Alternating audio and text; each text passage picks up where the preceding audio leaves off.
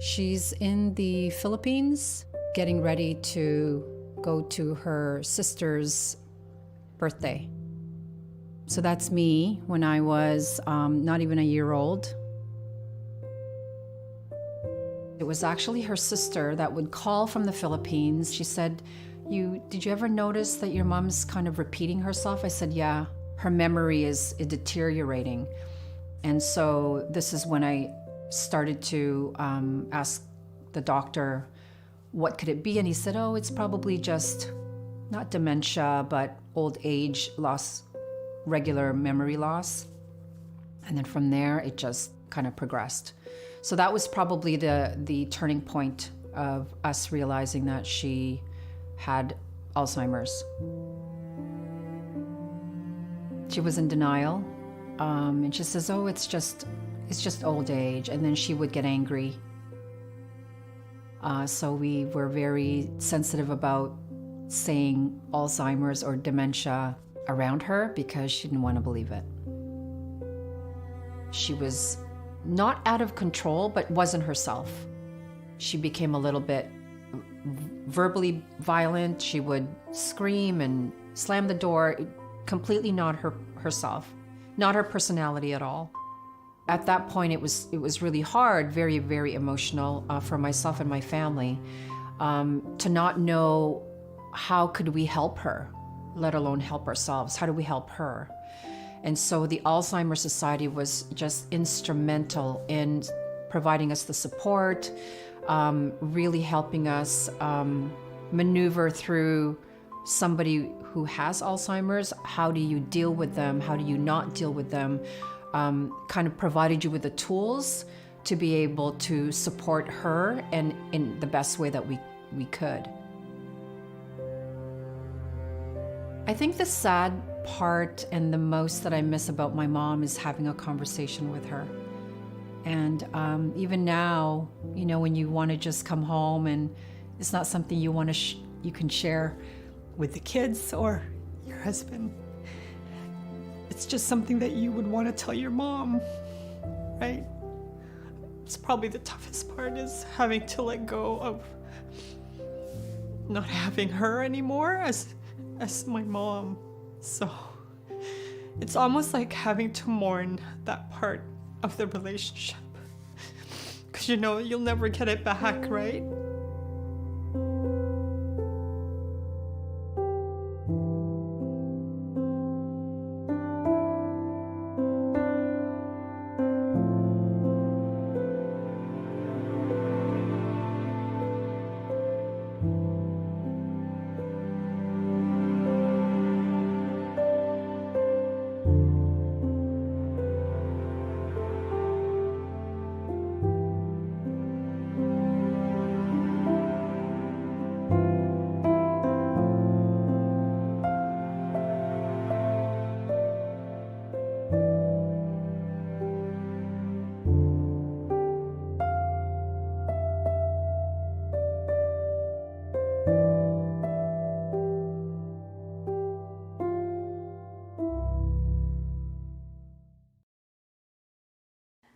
Hello, I'm Peggy Winch, Manager of Fund Development and Community Engagement at the Alzheimer Society of Windsor-Essex County. Welcome and thank you for participating in this year's virtual Battle of the Brains. Tonight's event is like no other we've had to organize. We have been working tirelessly to bring you fun and excitement while practicing social distancing guidelines. We are proud of our efforts and hope that you enjoy the show. Tonight's event is definitely different. We don't have 1,000 trivia fans under one roof. We don't have our many volunteers helping us out. And we won't be enjoying the delicious meal at the Chicharo Club. However, I want you to know your participation is important to us. Fundraising during this time has been challenging, but it is most important. Our programs and services still need the support from you through these fundraising events. We hope that you have a great time tonight. Sit back, relax, and enjoy. I'd now like to introduce Sally Bennett-Olsak, CEO of the Alzheimer Society of Windsor-Essex County. Good evening. Welcome to the Battle of the Brains 2021 gone virtual.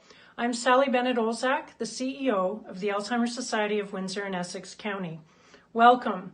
We'd like to extend our gratitude to Jack Ramieri and his amazing committee for their years of putting on this amazing event. January is National Alzheimer's Awareness Month. There are over 1.1 million people with dementia in Canada. Locally, that number is 8,700. All funds raised from this evening's incredible event will stay local for programs and services for people impacted by Alzheimer's disease and related dementias. Again, thank you on behalf of everyone at the Alzheimer's Society. Have a great evening. Have fun. Stay safe.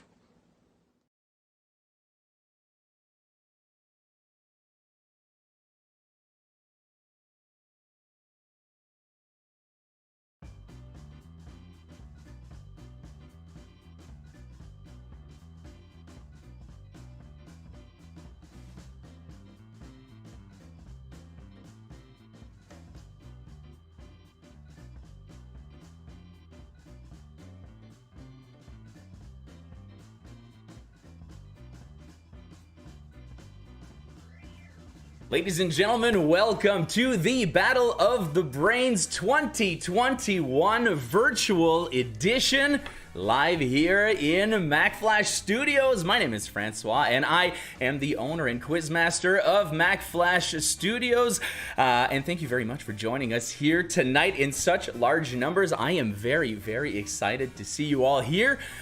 We're ready to go. We're pumped. We're raring to go. I tell you, I got my nice shirt on right here. You can see it. There you go. Look at that, eh? Woo! I hope you're wearing yours. Maybe you're wearing your hat, your toque, your shirt, but I'm sure you can still get the merch. You won't get it delivered on time, but still, you'll still look snazzy later. All right. We're going to play some trivia tonight. I hope you are pumped. Jack has written a great show for us. Once again, I want to make sure that everybody knows exactly how tonight is going to work. So, how's this gonna work? That's the question on everyone's mind. Let's confirm it in case you did show up late and did not catch the pre-show. We've got ourselves Jack here, our quizmaster, who you'll meet in just a bit. He will ask a question which will be posted on the screen that you are looking at right now. You want to use triviarat.com/BOTB2021, as in Battle of the Brains 2021. On a smartphone, tablet, PC browser to submit your answers. Don't forget, you only need one per team. As a matter of fact, we would much rather you have one per team. It'll go a little quicker for marking. When you get there, you can revisit your answers. Let's say we're on question 8. You now remember what question 3 was. You can hit 3 underneath. It'll take you right there. You can change and resubmit your answers. But make sure you're entering the answers under the correct number. It happens all the time, but tonight with so many players, we won't have time to look to see that, oh, he meant to put that in question 4 instead of question 5. So make sure you're always inputting under the correct answer. When the round ends after 10 questions, the Trivia Rat system will lock. Then you will no longer be able to change your answers. You will then we will proceed to then mark the round in the background while Jack will be going over the correct answers with you. On your device, you'll be able to see your correct and wrong answers, as a matter of fact, and your team score will be displayed on that device. You'll have to, of course, ask the person operating the device for an update. The device will then unlock in time for the next round. Here's a few tips. Don't back out or close the Trivia Rat tab on your phone or your PC. Don't mess around. Don't check Facebook. Don't do anything like that. You're responsible for your team's score, so make sure you take that responsibility seriously. If you happen to get kicked out, your score resets, you can't get in, unfortunately, there's nothing I can do about that.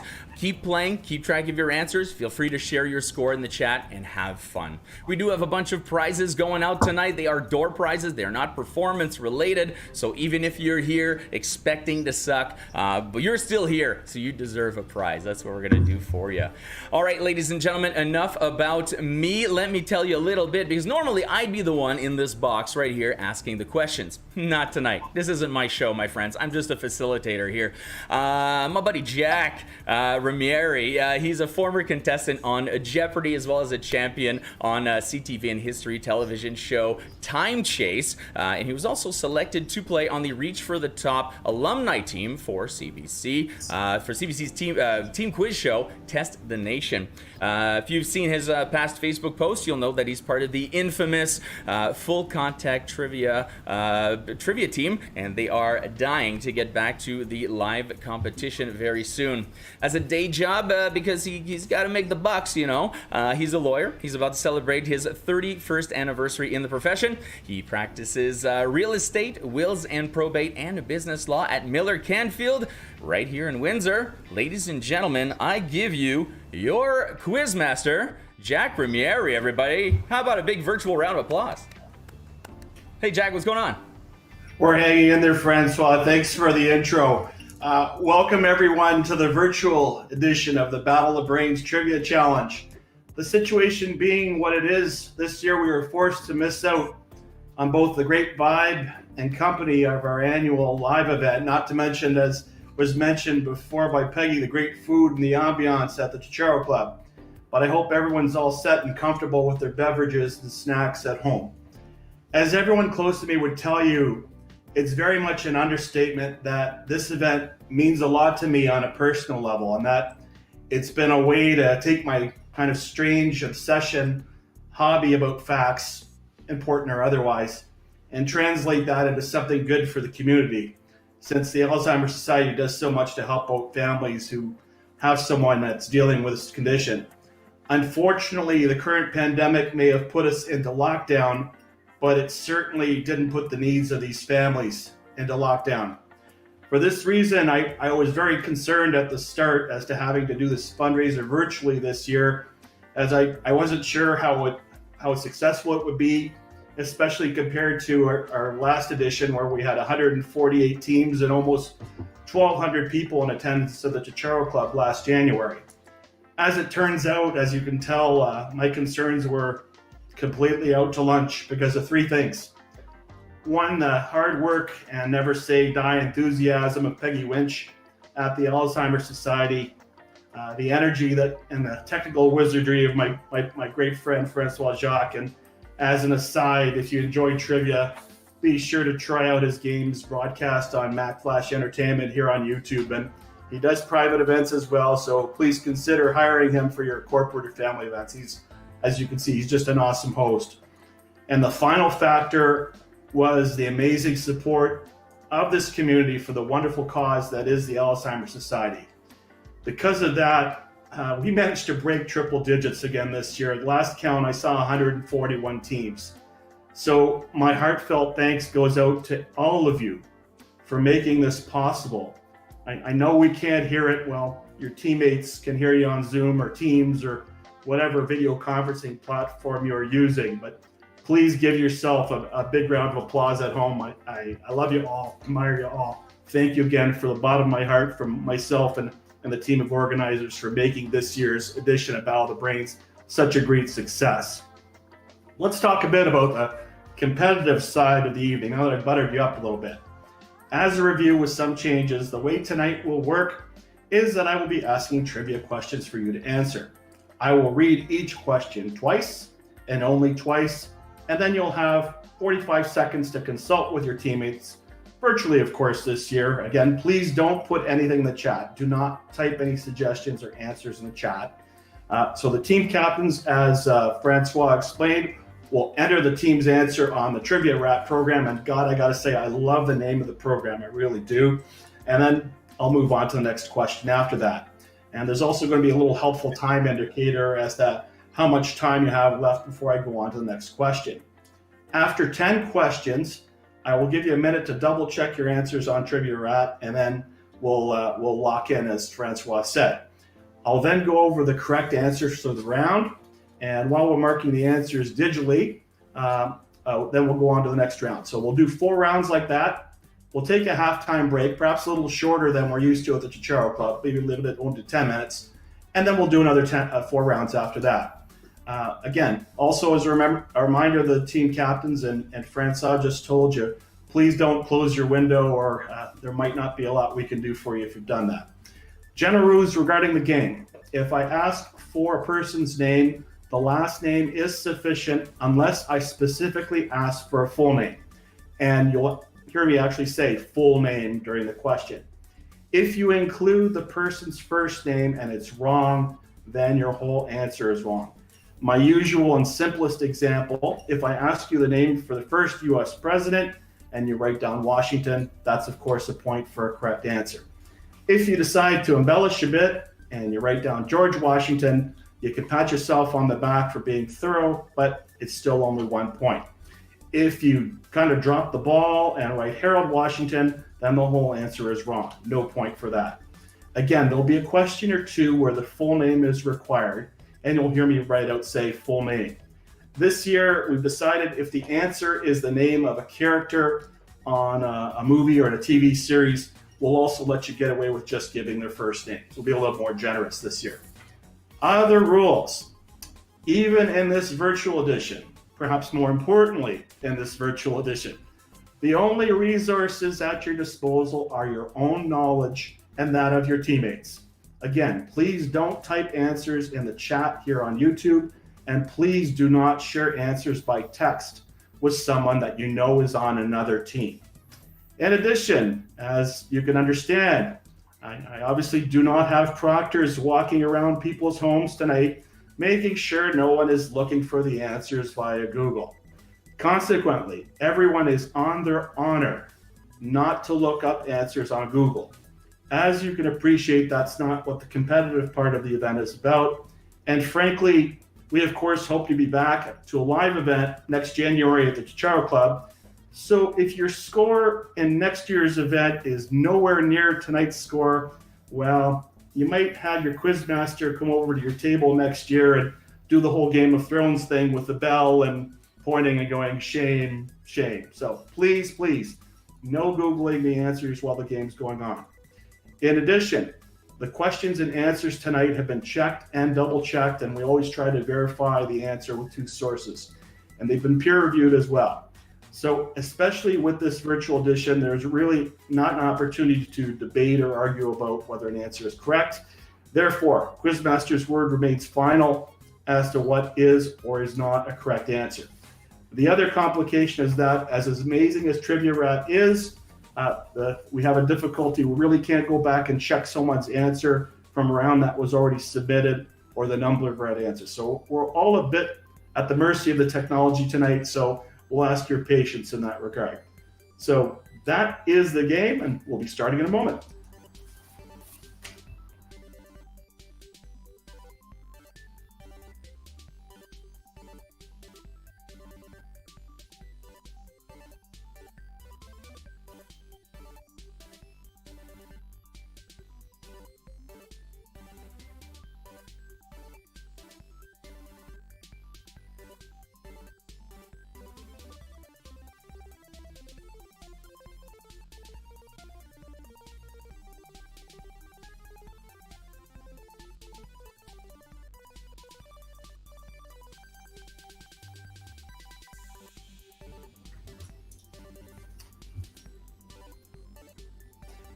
All right, to kick off the game. All right, yes, I think we're ready to go. There's just one other thing I want to say is thank Jack. First of all, let's have a great game. I wish you all the best right now. I'm glad that we're here. I'm glad we're able to pull this off. Speaking of which, I want to tell everybody that we are having, some people are reporting some issues with the Trivia Rat. So I'm sorry. It is a newer app that's been researched and tested. We never used it with this many teams. So please, I do ask for your patience. It is not all, the game is not all about submitting your answers and getting the score on the leaderboard. It's about playing along, having fun. You can always just share your score in the chat as we normally do on Mack Flash Trivia, and still have a lot of fun. So if it works, it works. If it doesn't work, I apologize, and we will be looking into it. But let's get on with it. Let's have some fun. Jack, I think you are ready to rock and roll. Let's get on with these questions right now. You've got the conch, as they say, my friend. We're gonna have Trev unlock the buzzers at some point, and here we go with round number 1. We've already done the rules, Francois. Move along. Ready for round 1? Here we go. Question 1. All right. Kicking off round 1. Question 1. What Scottish inventor has a unit of electrical power named for him? What Scottish inventor has a unit of electrical power named for him?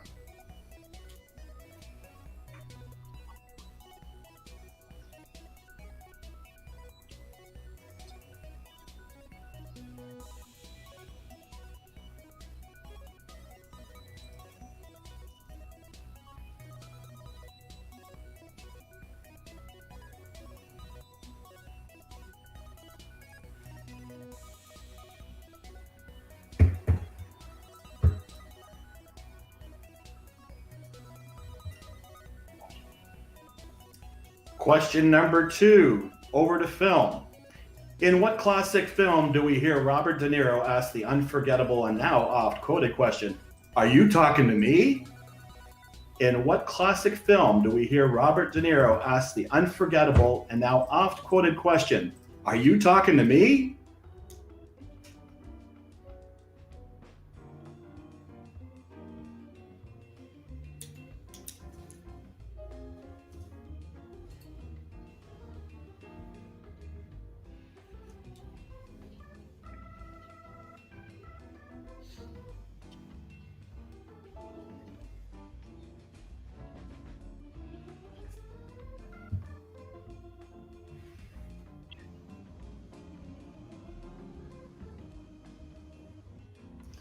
Next question, we're over to sports. In March of 2020, due to COVID, the NHL suspended the balance of its regular schedule and replaced it with a 24-team playoff, with games being limited to bubbles in what 2 Canadian cities? In March of last year, due to COVID, the NHL suspended the balance of its regular schedule and replaced it with a 24-team playoff, with games being limited to bubbles in what 2 Canadian cities?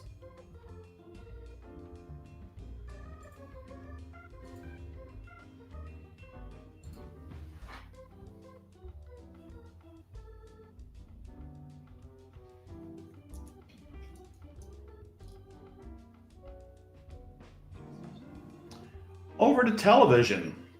On the long-running sitcom Friends, all of the main characters' parents make at least one appearance on the show, with most appearing on multiple occasions. However, which character's parents make only one appearance, and in fact, it was in the same episode? On the long-running sitcom Friends, all of the main characters' parents make at least one appearance on the show, with most appearing on multiple occasions. However, which character's parents make only one appearance, and in fact, it was in the same episode?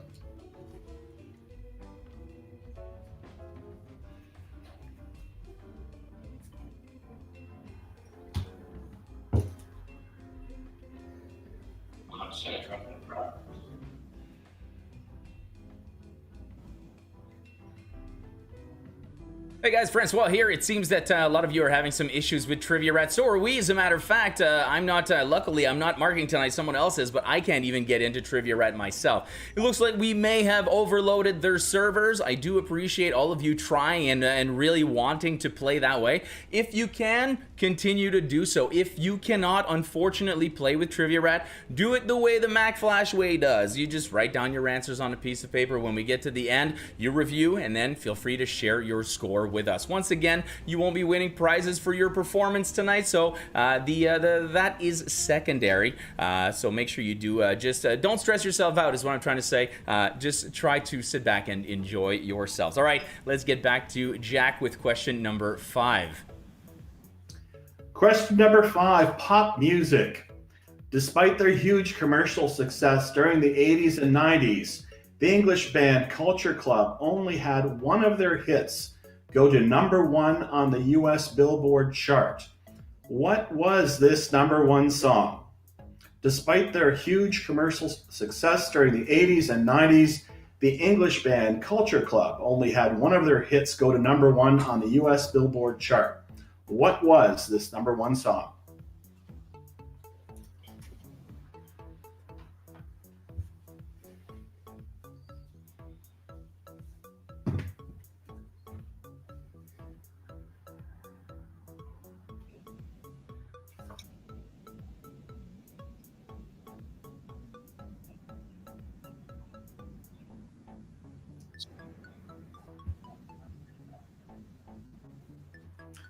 Number 6. Let's go over to geography. On which continent would we find 23 of the 50 largest countries in the world by area? On which continent would we find 23 of the 50 largest countries in the world by area?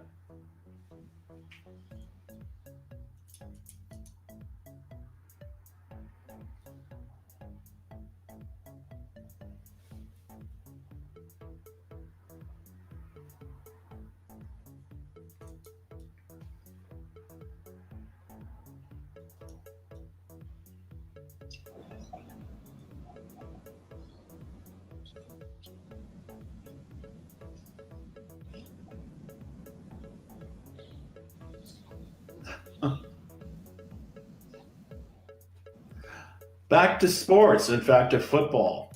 Formerly with the New England Patriots and now with the Tampa Bay Buccaneers, Tom Brady played his college football for what university? Formerly with the New England Patriots and now with the Tampa Bay Buccaneers, Tom Brady played his college football for what university?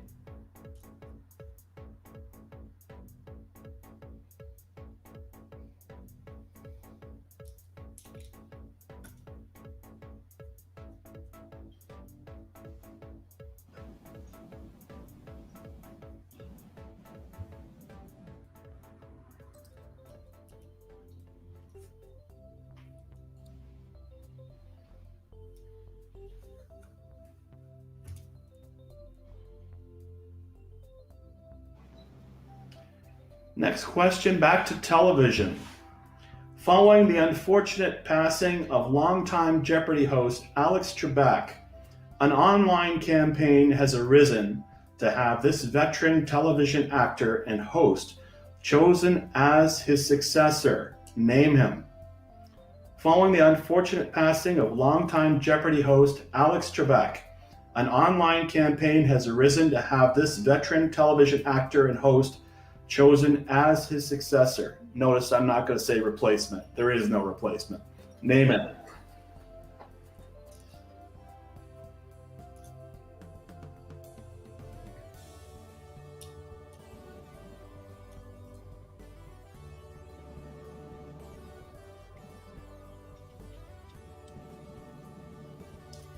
Back to movies.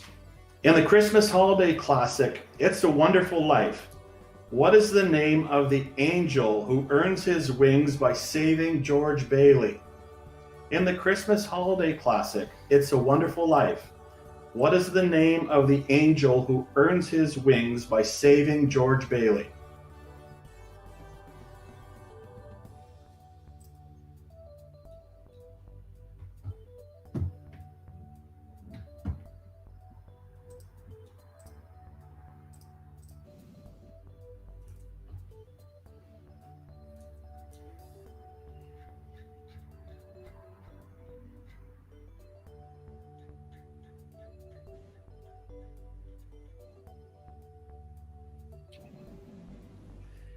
And lastly, to wrap up the round, we're going back to music.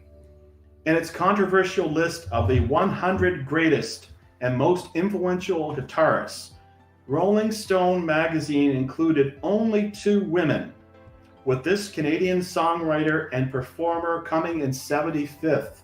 Name her. In its controversial list of the 100 greatest and most influential guitarists, Rolling Stone magazine included only 2 women, with this Canadian songwriter and performer coming in 75th. Name her.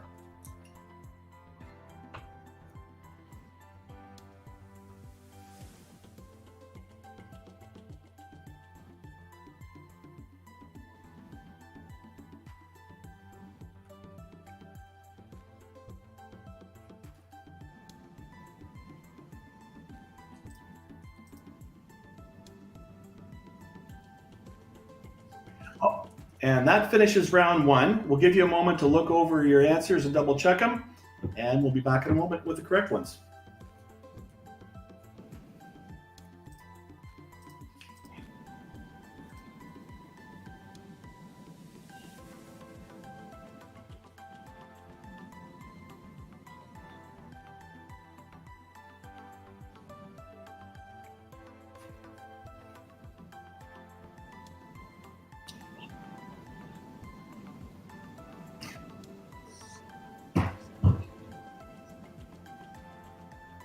We'll take the stress off, Trev.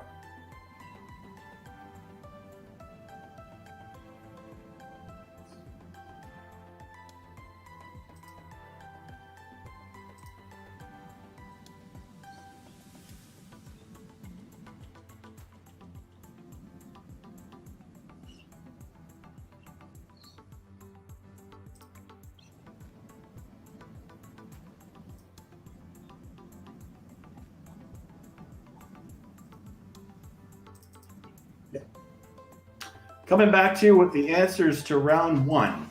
First question, what Scottish inventor has a unit of electrical power named for him? Of course, if we go shopping for light bulbs, you always see Watt on it. His name was James Watt is the correct answer. Question number two, in what classic film do we hear Robert De Niro ask the unforgettable and now oft-quoted question, "Are you talking to me?"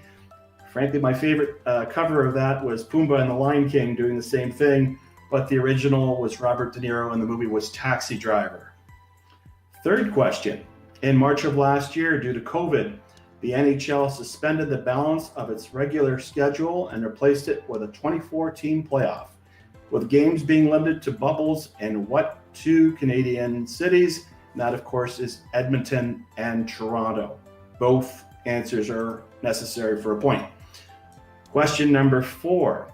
On the long-running sitcom Friends, all of the main characters' parents make at least one appearance on the show, with most appearing on multiple occasions. However, which character's parents make only one appearance, and in fact, it was on the same episode? The guy who likes to ask the question, "How you doing?" That would be Joey Tribbiani. Joey is sufficient for the right answer. Number five, despite their huge commercial success during the 80s and 90s, the English band Culture Club only had one of their hits go to number one on the US Billboard chart. What was its number one song? That would be Karma Chameleon. Yes, remember that one, Blast from the Past. On which continent would we find 23 of the 50 largest countries in the world by area? That would be Africa. Africa is the correct answer on that geography question. Formerly with the New England Patriots and now with the Tampa Bay Buccaneers, Tom Brady played his college football for what university? Certainly not a university known for its passing offense tradition. That is the University of Michigan, believe it or not. Question number 8. This is a hard question to ask for me, for all of our trivia nerds out there, and losing Alex, even though we knew it was coming, was a hard thing. Following the unfortunate passing of longtime Jeopardy host Alex Trebek, an online campaign has arisen to have this veteran television actor and host chosen as his successor. Name him. A long time ago, he was Kunta Kinte on Roots, and then Geordie LaForge on Star Trek: The Next Generation. And of course, he was the longtime host of Reading Rainbow. And his name is LeVar Burton. And frankly, I'm pulling for him for the new host of Jeopardy. Next question. In the Christmas holiday classic, It's a Wonderful Life, what is the name of the angel who earns his wings by saving George Bailey? Always remember when you hear bells ringing, an angel's gotten his wings. His name is Clarence Oddbody, or we accept Clarence as the right answer. And to wrap up the round, in its controversial list of the 100 greatest and most influential guitarists, Rolling Stone magazine included only 2 women, with this Canadian songwriter and performer coming in 75th. Name her. Quite the controversial list with only 2 women on it, and one of them was not Nancy Wilson from Heart, beyond belief. But in terms of the Canadian performer, her name is Joni Mitchell, and that's the correct answer for number 10.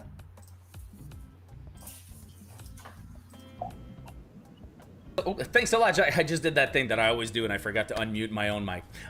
Just like that, we are back at the end of round number 1.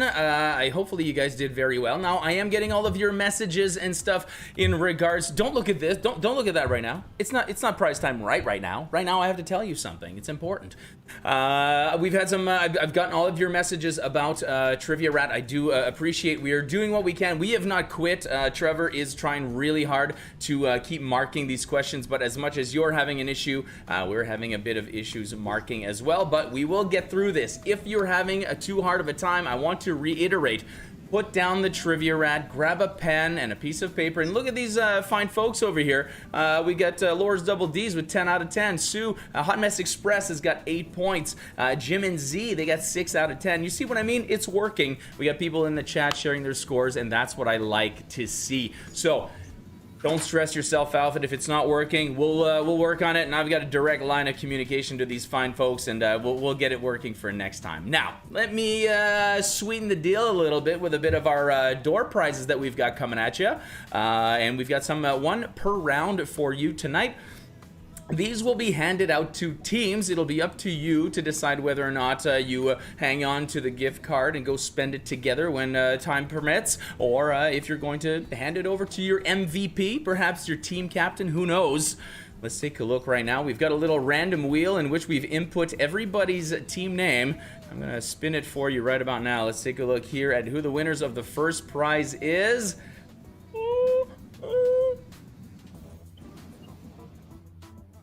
Come on, this is slow. It's like, hey, look at you, the Brainy Bunch.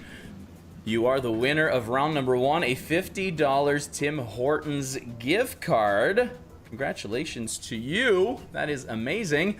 It looks like we are done with the scoring. Look at that. Everything's working out, Jack. I think we're ready to rock and roll, my friend. Everyone's looking at you right now, and we're thinking, I think this guy, he's ready to go for round number 2. What do you think? Sounds like a plan. Let's do it. Let's get into round number 2. I've got some more questions for you. Well, Jack, as a matter of fact, has got the questions. If you're in Trivia Rat, we are now unlocking the Trivia Rat app, so you should be able to enter your questions. And if you're using a pen and paper, well, then just sharpen that pencil. And let's get going with question number 1. Hit him up, Jack. To start off round number 2, question number 1. In a classic skit on Saturday Night Live, Christopher Walken played musical producer the Bruce Dickinson, who famously declared that he had a fever for what? In a classic skit on Saturday Night Live, Christopher Walken played musical producer the Bruce Dickinson, who famously declared that he had a fever for what?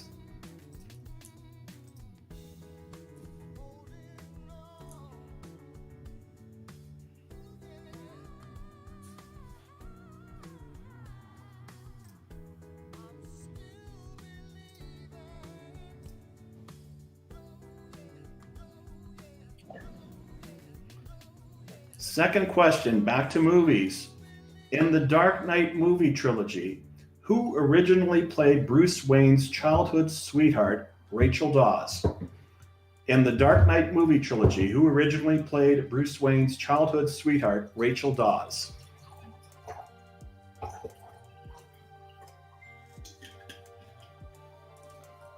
I'm going to chime in, taking a look at the nice scores in the chat, man. Everybody is chiming in with their scores, which I absolutely adore. Let me pick some here. We got the Mandalorians with a 6 out of 10. Memories Remain with 8 out of 10. We've got Update with 9 out of 10 over here. The Killer Bees got 7 out of 10 out of that. I'm picking some of the best names here. Conquistadors, a 7 out of 10. Is Rusty still in the Navy? 8 out of 10. And there you have it. I'm pretty sure we're ready for our next question at this point. Let's take a look at that, Jack. Third question, little Canadiana.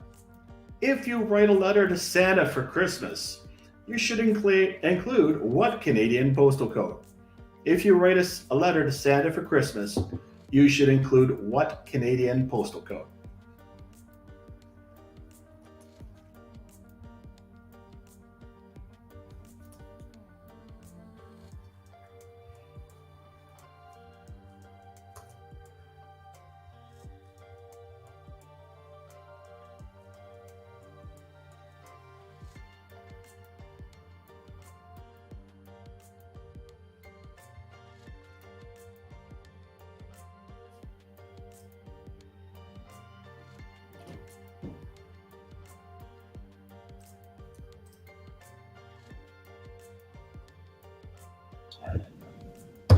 Over to baseball for question number 4.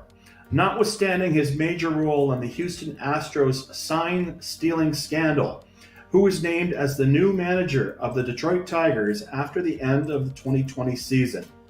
Notwithstanding his major role in the Houston Astros sign-stealing scandal, who was named as the new manager of the Detroit Tigers after the end of the 2020 season.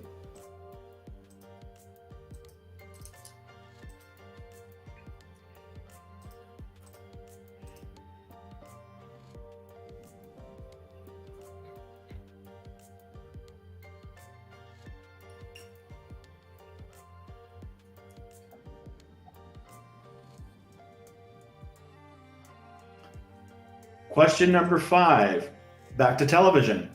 Which rock band made a brief but memorable appearance in the Simpsons movie, performing the series theme and then perishing when their stage sank into a polluted lake? Which rock band made a brief but memorable appearance in the Simpsons movie, performing the series theme and then perishing when their stage sank into a polluted lake?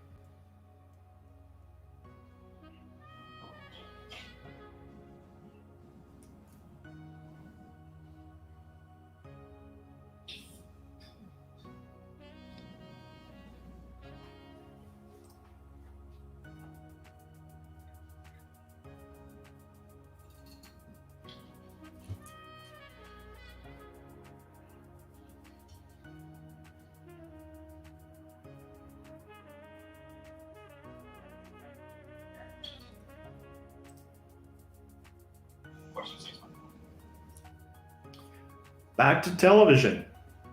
The Cobra Kai television series, being a continuation of the Karate Kid movie franchise, starts by showing that Daniel LaRusso has become a very successful local entrepreneur. What type of business does he own? The Cobra Kai television series, being a continuation of the Karate Kid movie franchise, starts by showing that Daniel LaRusso has become a very successful local entrepreneur. What type of business does he own?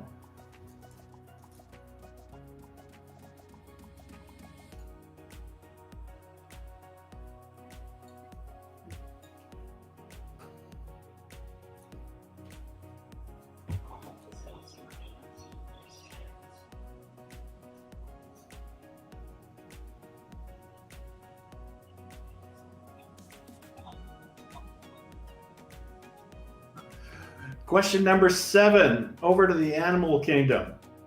In terms of pounds per square inch, science has established that which aquatic creature has the most powerful bite? In terms of pounds per square inch, science has established that which aquatic creature has the most powerful bite?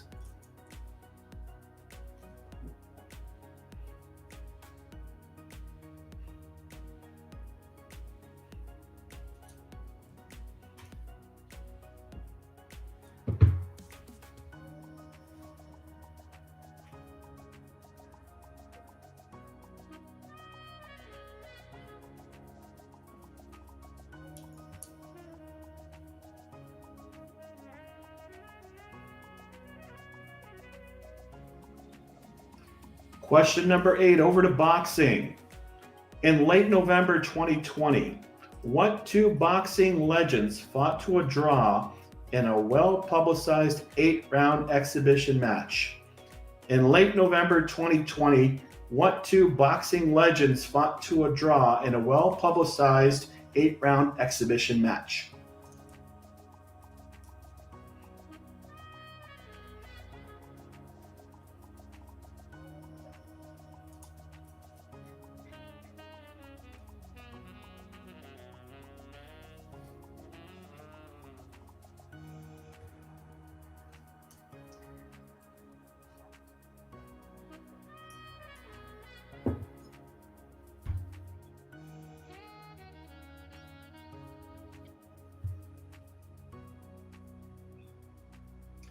Back to music.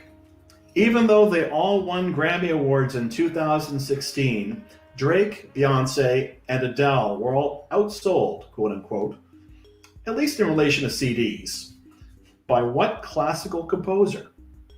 Even though they all won Grammy Awards in 2016, Drake, Beyonce, and Adele were all outsold in 2016, at least in relation to CDs, by what classical composer?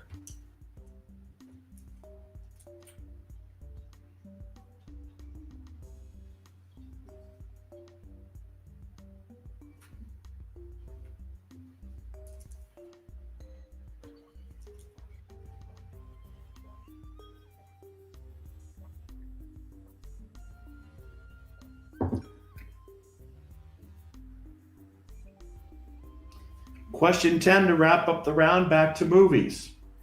Although its release has been delayed due to COVID, the sequel to the movie Top Gun starts with Pete Maverick Mitchell holding what rank in the Navy?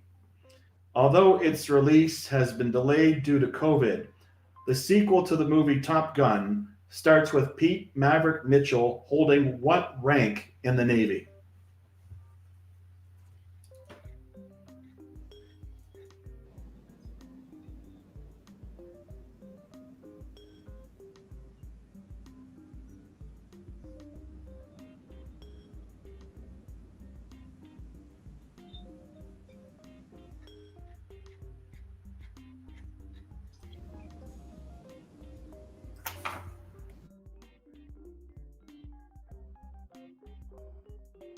And that is it, my friends, for the end of round number 2. At this point, I want you to confirm your answers. Make sure you lock those in. If you're still using Trivia Rat and you're successful at it, excellent. If you're using your pen and paper, go back, revisit those blanks, double check, double guess if you want, second guess yourself, and we'll be back in just a few seconds with the answers with Jack.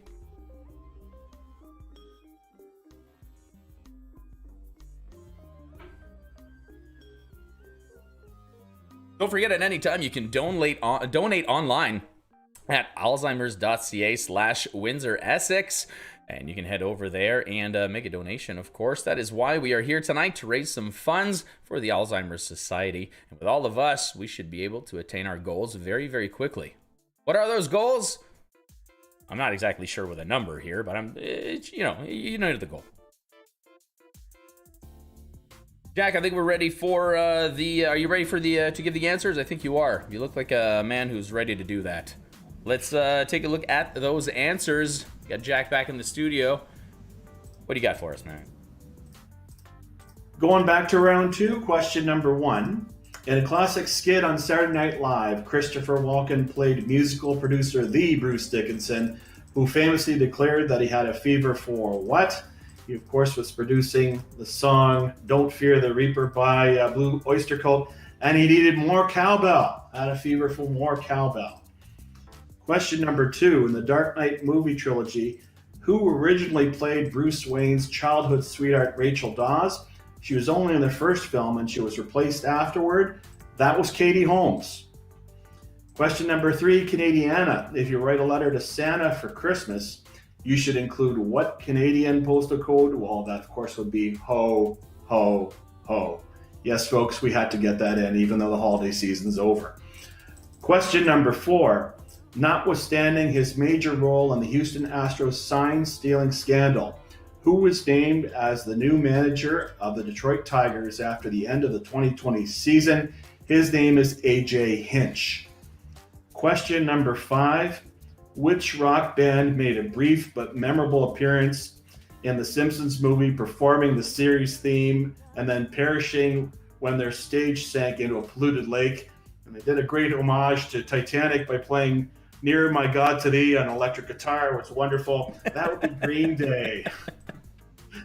Number 6, the Cobra Kai television series, being a continuation of the Karate Kid movie franchise, starts by showing that Daniel LaRusso has become a very successful local entrepreneur. What type of business does he own? It's LaRusso Motors. He owns a chain of car dealerships. So anything dealing with selling cars is a correct answer on that one. Number 7, in terms of pounds per square inch, science has established that which aquatic creature has the most powerful bite. I certainly wouldn't want to experience that. That would be a crocodile. And again, we're looking for crocodile, alligators, and not the same thing. So crocodile is the correct answer. Number 8 in boxing. In late November 2020, what two boxing legends fought to a draw in a well-publicized 8-round exhibition match? I hope they had a defibrillator at ringside because they both looked pretty winded. That would be Mike Tyson and Roy Jones Jr. You needed both of those for the point and the correct answer on that question. Number 9, even though they all won Grammy Awards in 2016, Drake, Beyonce, and Adele were all outsold in 2016, at least in relation to CDs, by what classical composer? Like the old pop song goes, Rock Me Amadeus. It is Wolfgang Amadeus Mozart is the correct answer. Mozart is an all-time seller. And to finish the round, although its release has been delayed due to COVID, the sequel to the movie Top Gun starts with Pete Maverick Mitchell holding what rank in the Navy? Not sure if you've seen the trailer yet. It's fantastic. One of the parts is what Ed Harris is obviously some senior admiral chewing Tom Cruise out, going over his long career and achievements and saying, "Captain, what the hell is that?" So he was only a captain after a long and storied career in the Navy. And that wraps up round 2.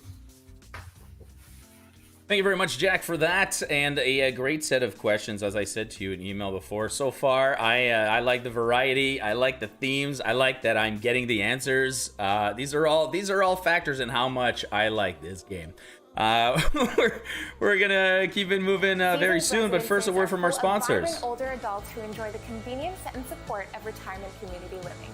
Our team members are ready every day to deliver meaningful experiences to our residents. Our main mission for all of our team members is to be sure that our residents are proud to call Seasons their home and that they're surrounded by people who genuinely care. Genuine caring happens here every day. It's not just where you live, but the people around you that make the difference. Visit seasonsretirement.com for more details.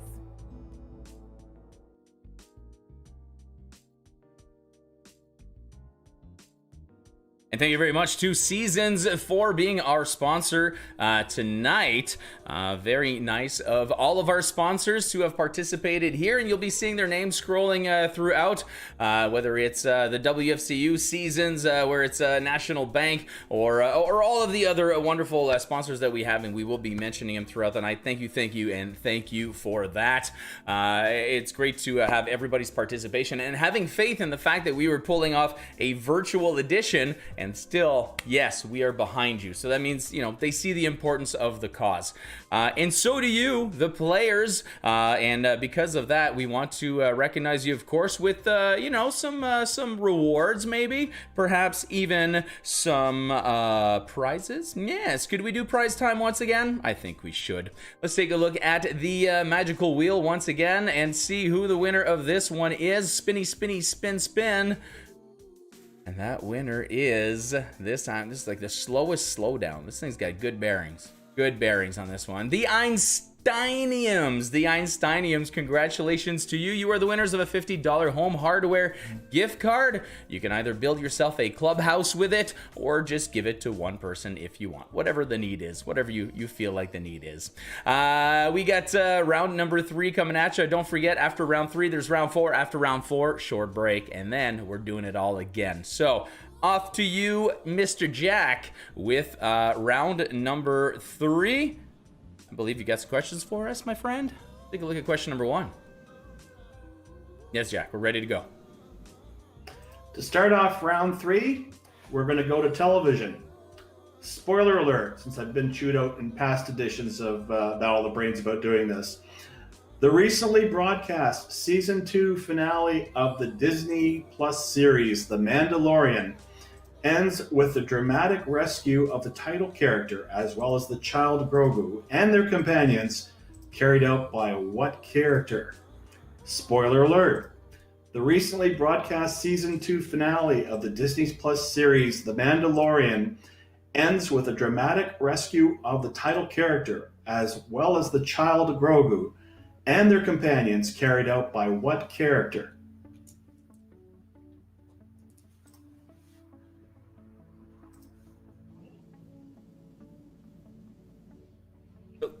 How did you feel, Grogu?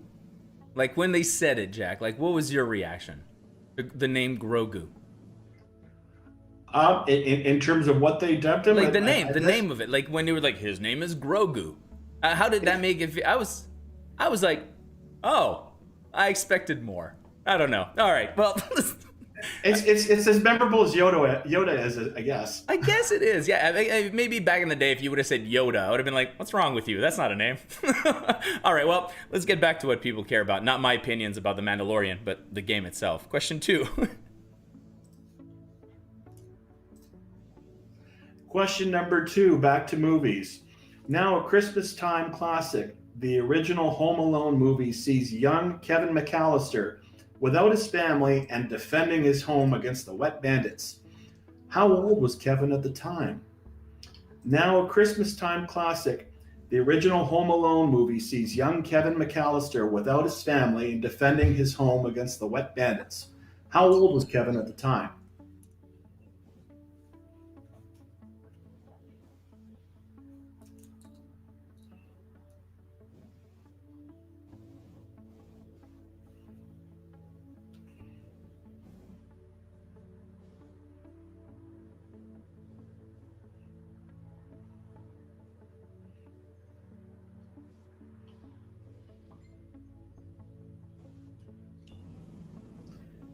Question number 3.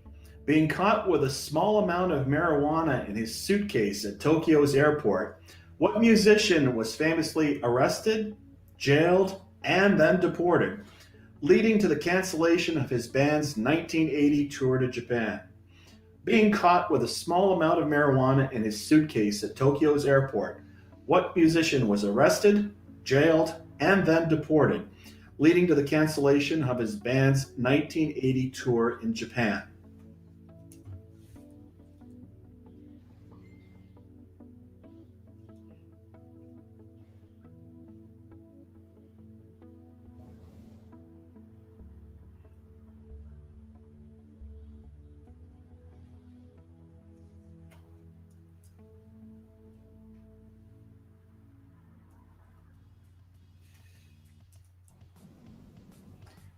Question 4, a subject near and dear to my heart, soccer.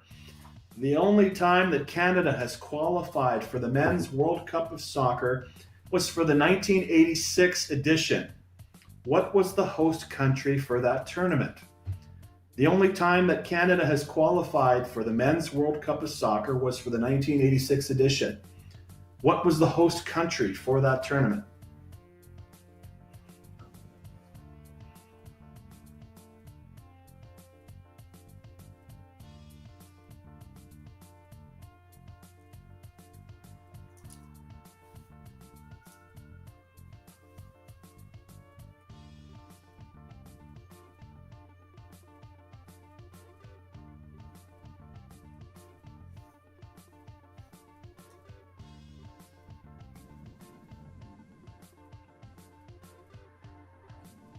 Question number 5, in the infamous, for trivia players, NATO phonetic alphabet.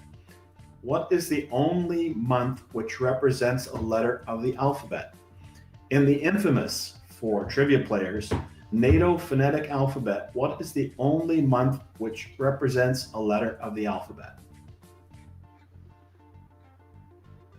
Well, the Mac Flashers know how much I love the NATO phonetic alphabet in my show. It's one of my go-tos for sure.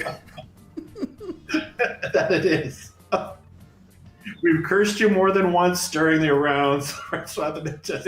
There are so many great things about it, though, that you can like this. This is a great question right here. There's so many good questions about it. All right, I got a question. We're ready for question number 6.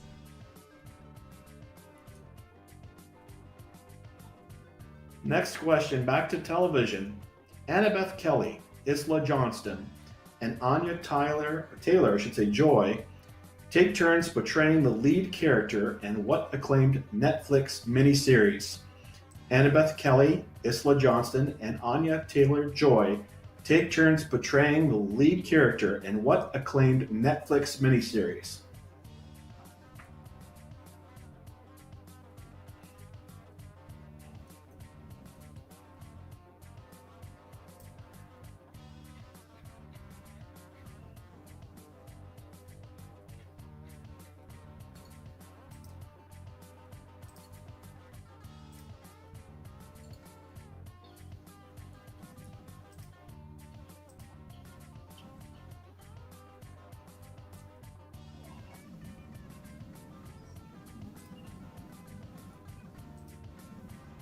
Question number 7, back to sports. In sports terminology, what term is typically used to describe being allowed to advance to the next round or phase of a tournament or competition without having to play an opponent? In sports terminology, what term is typically used to describe being allowed to advance to the next round or phase of a tournament or competition without having to play an opponent?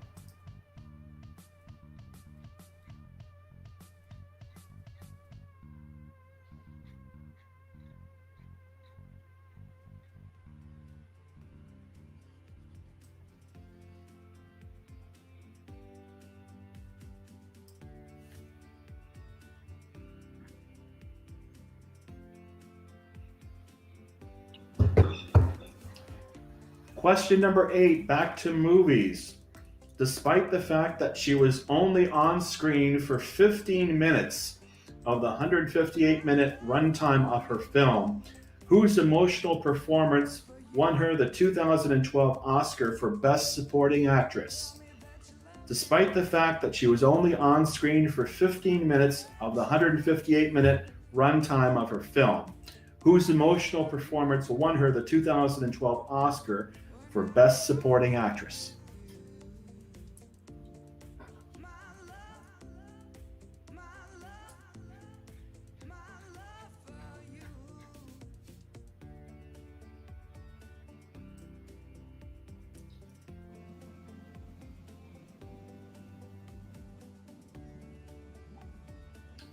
Question number 9, staying with the pop culture theme. What very successful Canadian actor, who is evidently a talented vocalist as well, claims that he turned down the opportunity to be a member of the Backstreet Boys? What very successful Canadian actor, who is evidently a talented vocalist, claims that he turned down the opportunity to be a member of the Backstreet Boys?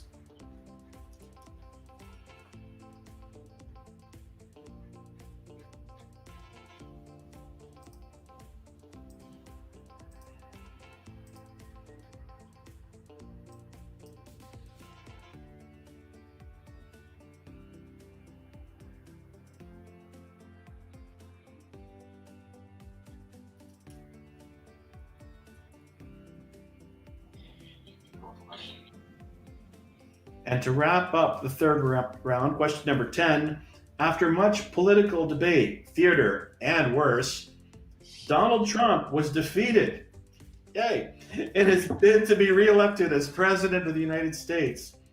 Who was the first incumbent U.S. president to fail to be reelected? After much political debate, theater, and worse, Donald Trump was defeated in his bid to be reelected as President of the United States. Who was the first incumbent U.S. president to fail to be reelected?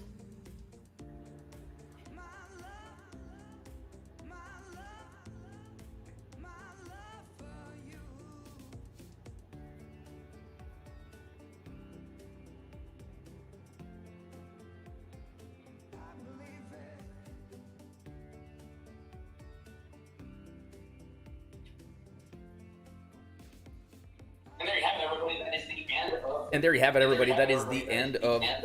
Whoa! I'm gonna just go ahead and do this. Sorry, I'm back, everybody. Everything's fine. Everything's all right. That is the end of round number 3. Lock in your answers right now, whether you're using a trivia rat or pen and paper. Revisit what you got. You got about 30 seconds. We'll be back with the answers in just a little bit.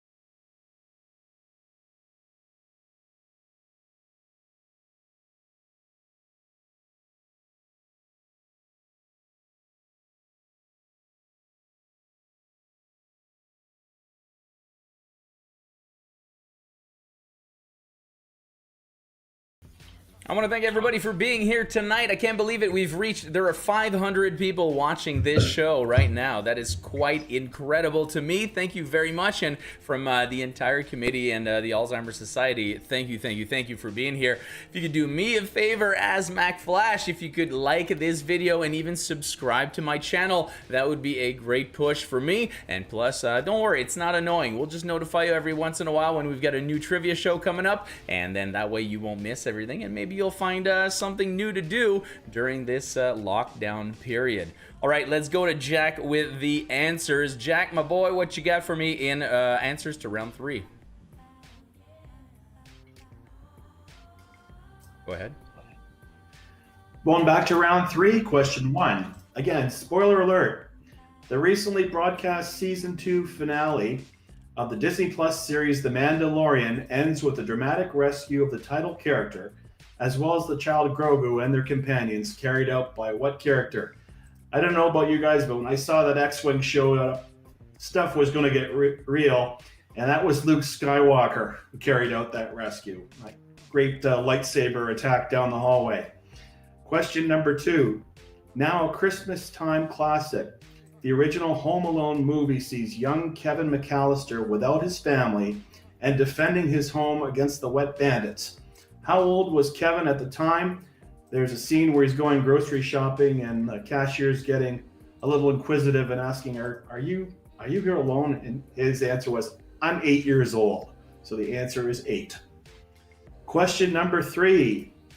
Being caught with a small amount of marijuana in his suitcase at Tokyo's airport, what musician was arrested, jailed, and then deported, leading to the cancellation of his band's 1980 tour in Japan? The band was Wings, and the musician was Sir Paul McCartney, is the correct answer. Question number 4, soccer. The only time that Canada has qualified for the Men's World Cup of Soccer was for the 1986 edition. What was the host country for that tournament? They lost against France, Bulgaria, and the Soviet Union, and didn't score a goal in 3 games and were eliminated in 3 games. I hope the time on the beach was productive. The country that hosted was Mexico. Question number 5. In the infamous, for trivia players, NATO phonetic alphabet, what is the only month which represents a letter of the alphabet? Yes, if Full Contact Trivia was playing this game, we'd all be swearing at each other trying to figure this one out. N is for November. November is the correct answer. Question number 6. Annabeth Kelly, Isla Johnston, and Anya Taylor-Joy take turns portraying the lead character in what acclaimed Netflix miniseries? Who knew that chess could be so stylish and sexy at the same time? That's The Queen's Gambit is the correct answer on that question. Number 7, in sports terminology, what term is specifically used or typically used to describe being allowed to advance to the next round or phase of a tournament or competition without having to play an opponent? 2 possible answers here. We would have accepted a bye or a walkover. Both correct answers. Number 8, movies. Despite the fact that she was only on screen for 15 minutes of the 158-minute runtime of her film, whose emotional performance won her the 2012 Oscar for Best Supporting Actress? She played Fantine in Les Miserables, and that would be Anne Hathaway. Number 9, what very successful Canadian actor, who is evidently a talented vocalist, claims that he turned down the opportunity to be a member of the Backstreet Boys? You know him from that tearjerker, The Notebook, and he's London's own Ryan Gosling.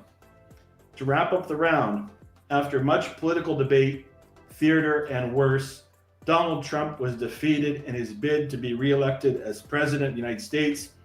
Who was the first incumbent U.S. president to fail to be reelected? Yeah, and his election was probably rigged too. All kidding aside, he's the second president and has one of my favorite expressions called "facts are stubborn things," and his name was John Adams. John Adams is the correct answer.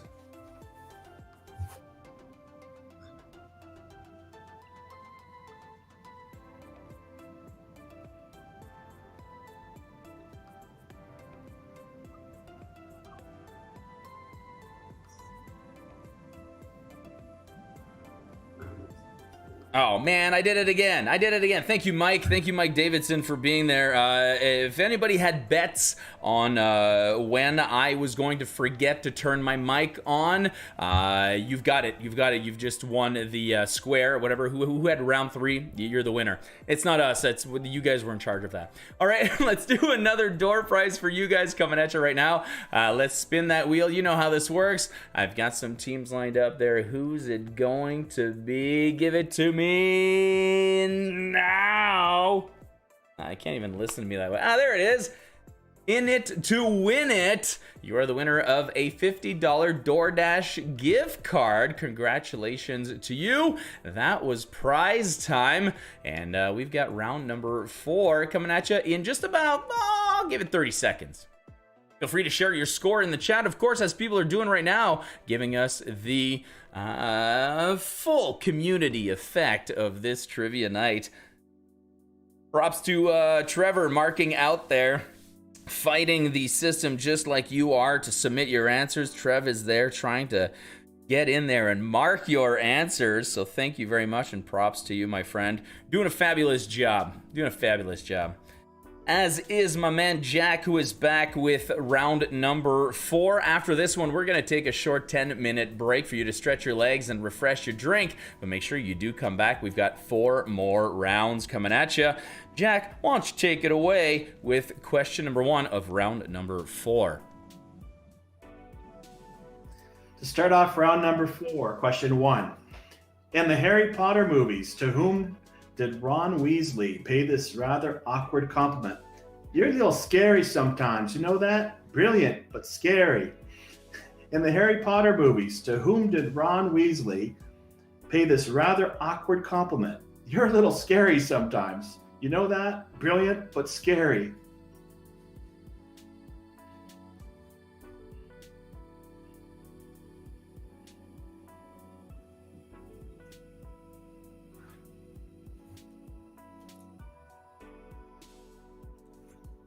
And we got some people throwing their scores up in the chat, and I do have to bring it up because there they are. Game of Loans. Game of Loans is a team. 9 out of 10.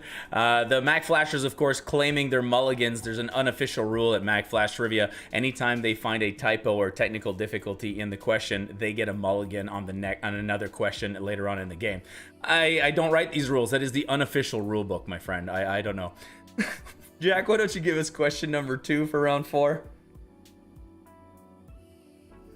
Question number 2, back to sports and the Olympics specifically.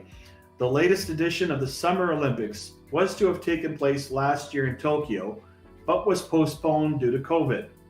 How many times have the Summer Olympics been outright canceled?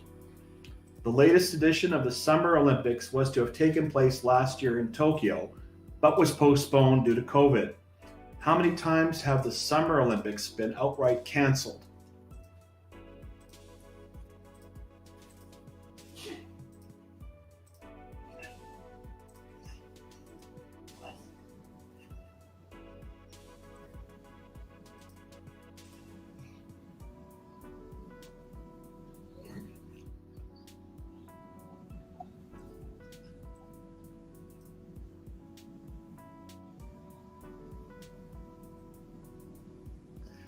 Question number 3, back to music.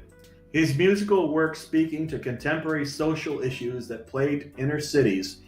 What influential and pioneering rapper had the birth name Lisanne Parish Crooks? His musical work speaking to contemporary social issues that plagued inner cities. What influential and pioneering rapper had the birth name Lisanne Parish Crooks?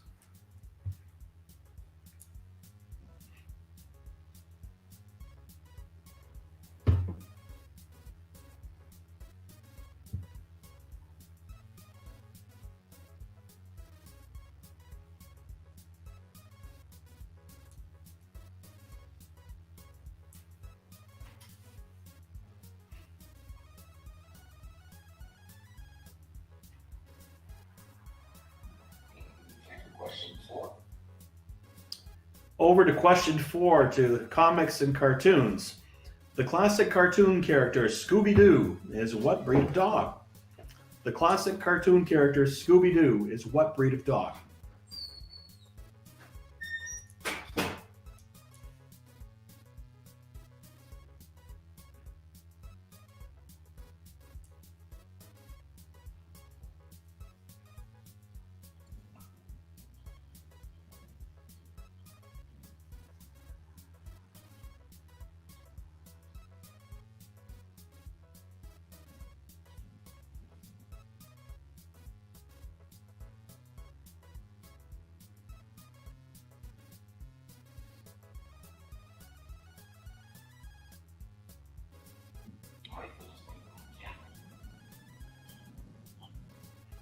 a little bit of movies and a little bit of literature here.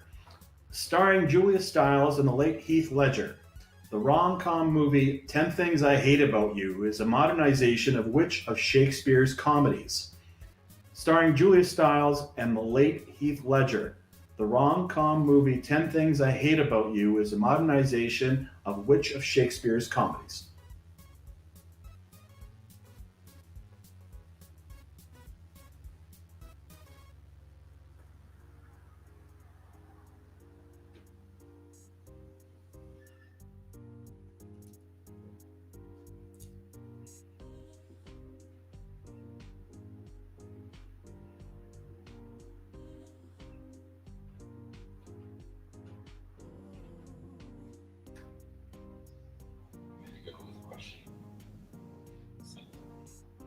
Next question, number 6, over to basketball on the NBA.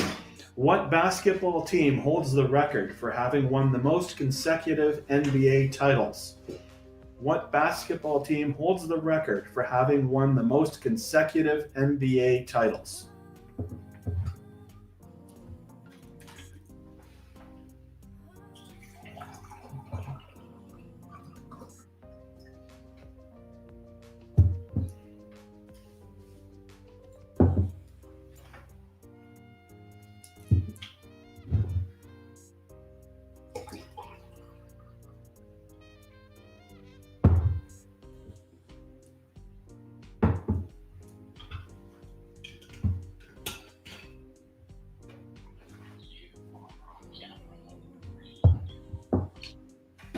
Number 7, over to art. A must-see in the collection of the Art Institute of Chicago, American artist Grant Wood used his sister and his dentist as the models for what famous painting? A must-see in the collection of the Art Institute of Chicago, American artist Grant Wood used his sister and his dentist as the models for what famous painting?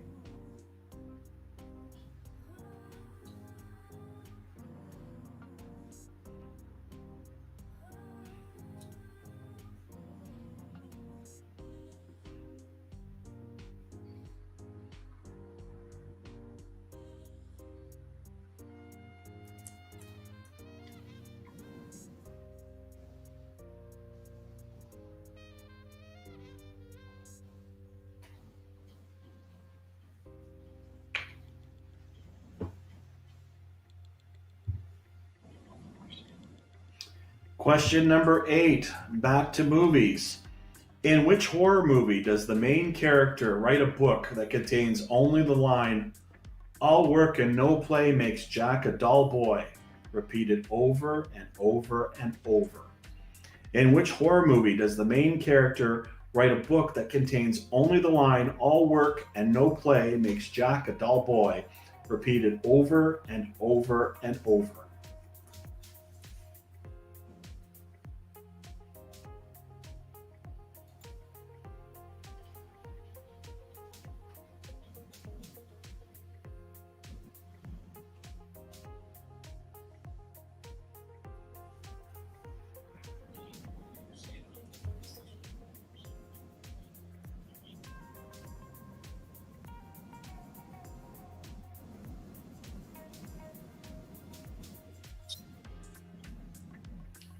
Number 9, what talented actor, writer, and producer had a close call on 9/11, as being hungover from the night before caused him to be late for a flight from Boston to Los Angeles, with that flight later becoming one of the planes that hit the World Trade Center?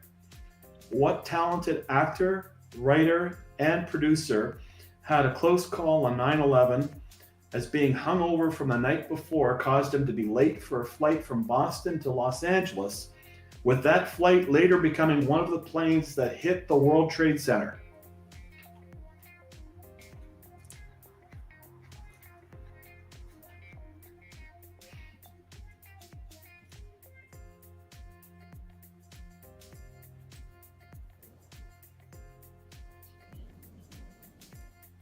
And number 10, over to music. A straightforward question. What country is pop goddess Shakira originally from? What country is pop goddess Shakira originally from?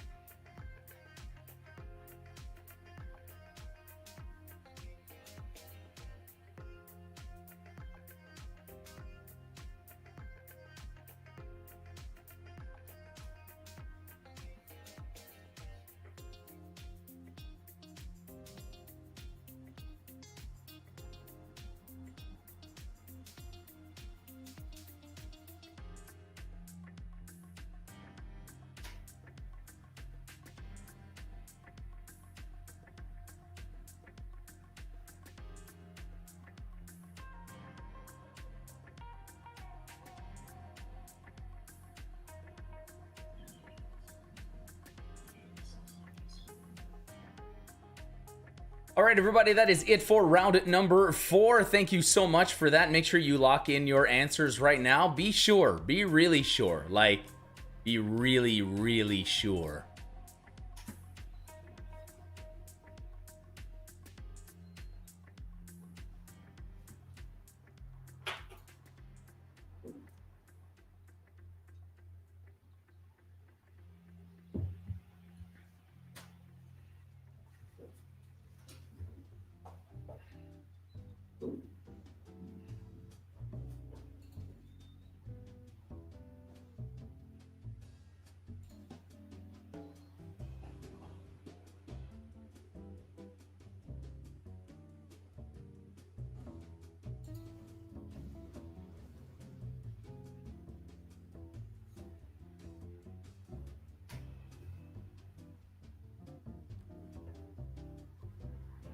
All right, I think that's just enough time for everybody. We're going to put a stop to the buzzers just about now, and we're going to proceed to mark those Trivia Rat entries. Those of you who got in, those of you who are on pen and paper, get ready. This is the end of round 4, which means that we will be heading into a short break after these answers. I got one more prize winner before we go into the break, and then when we get back, we've got 4 more rounds. That's right, we got round 5, 6, 7, and 8 ready to go.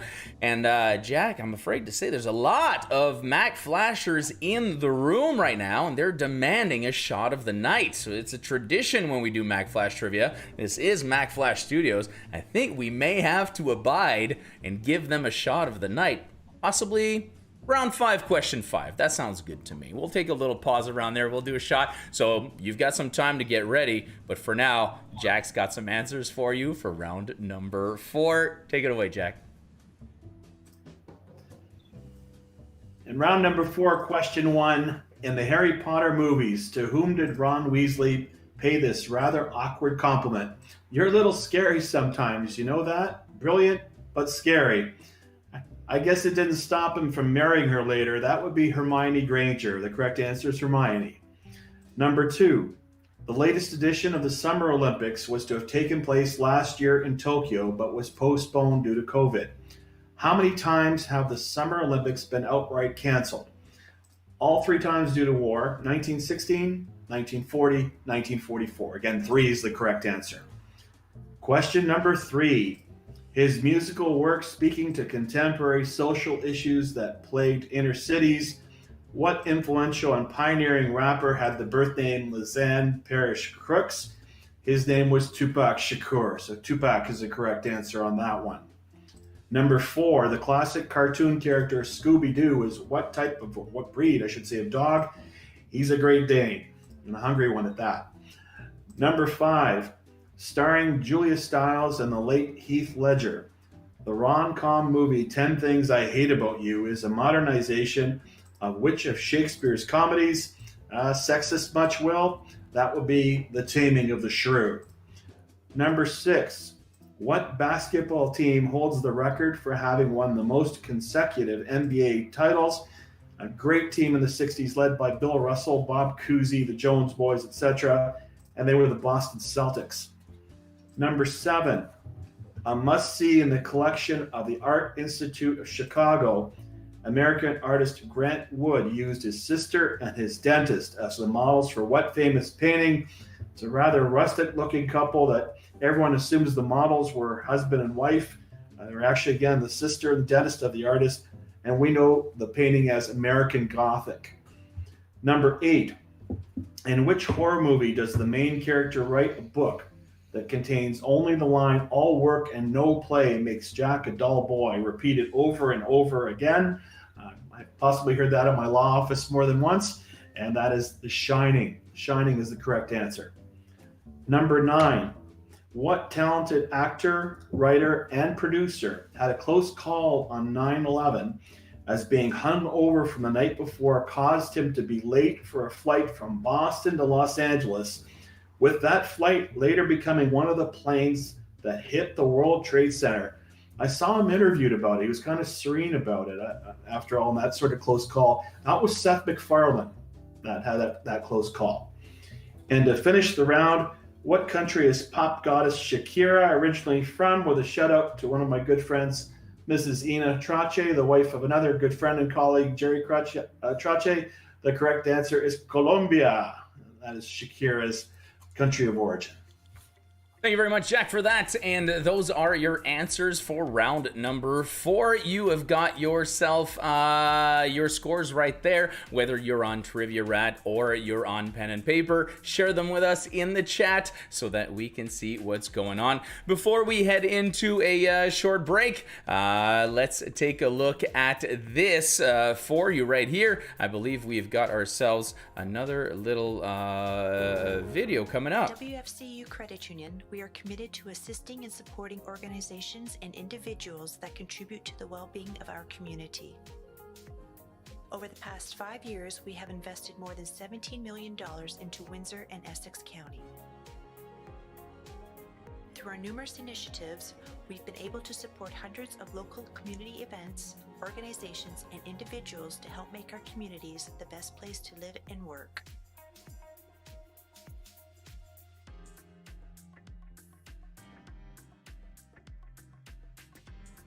And there we have it, everybody. Thank you very much to the WFCU for being our sponsor. Let's take a look here. I believe I have got another one of these prizes to hand out. It is definitely prize time.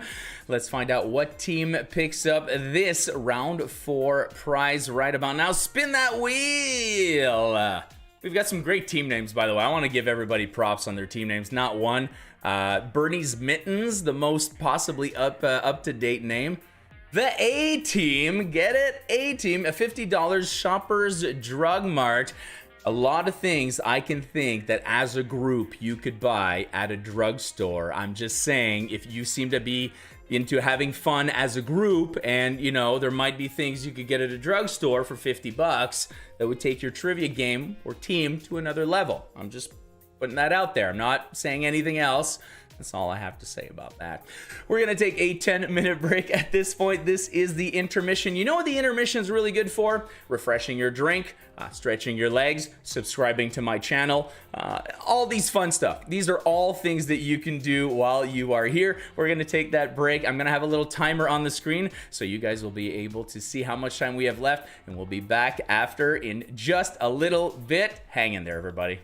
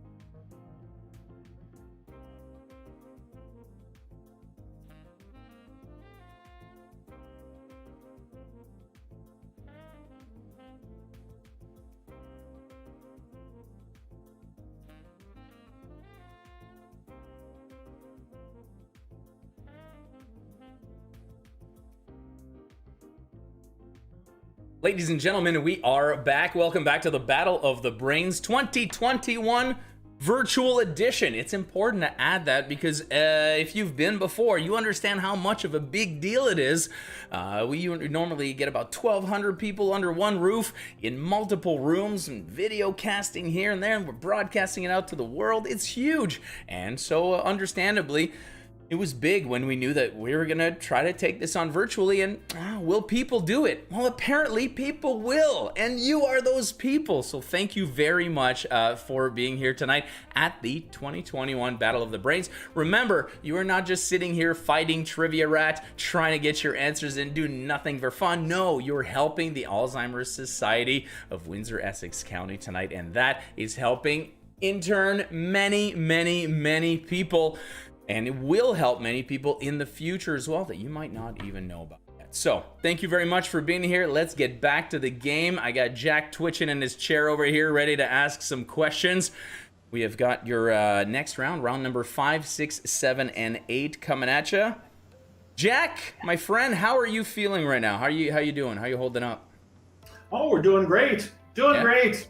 Enjoying this a lot. It's a lot of fun, eh? I know. I'm enjoying doing this with you. We should have a Jack guest star once in a while on Mack Flash Trivia. That's what we should do. Come in with the Jack question of the month. It's all about American Civil War. Absolutely. We'll see who gets it right.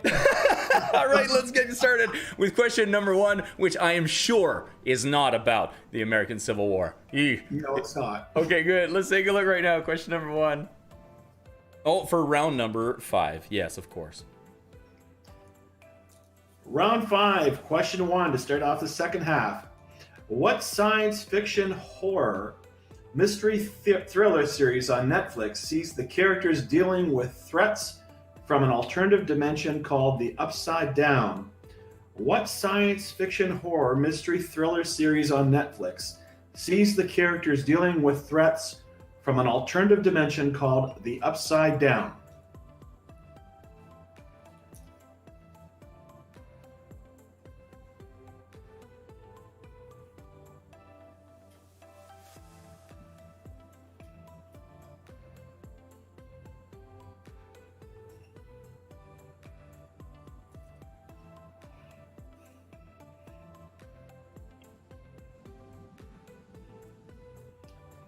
Question number 2, a little geography from back home. With which of its neighbors does the country of Italy share its longest land border? With which of its neighbors does the country of Italy share its longest land border?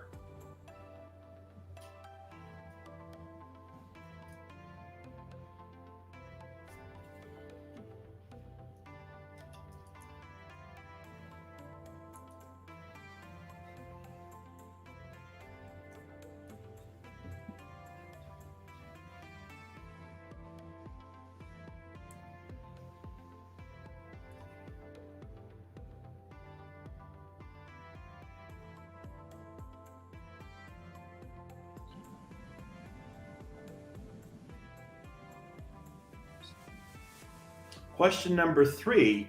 For most of the Anchorman movie series, title character Ron Burgundy is the top newsman at the KVWN Channel 4 news team. In what western U.S. city is KVWN located? For most of the Anchorman movie series, title character Ron Burgundy is the top newsman at the KVWN Channel 4 news team. In what western U.S. city is KVWN located?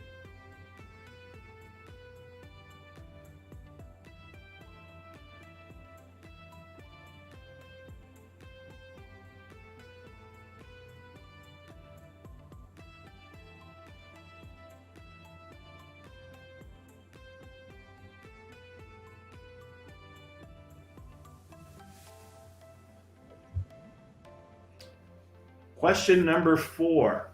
This long-running Broadway musical is built around classic rock songs, but surprisingly, despite its title, does not feature the heavy metal song of the same name. This long-running Broadway musical is built around classic rock songs, but surprisingly, despite its title, does not feature the heavy metal song of the same name.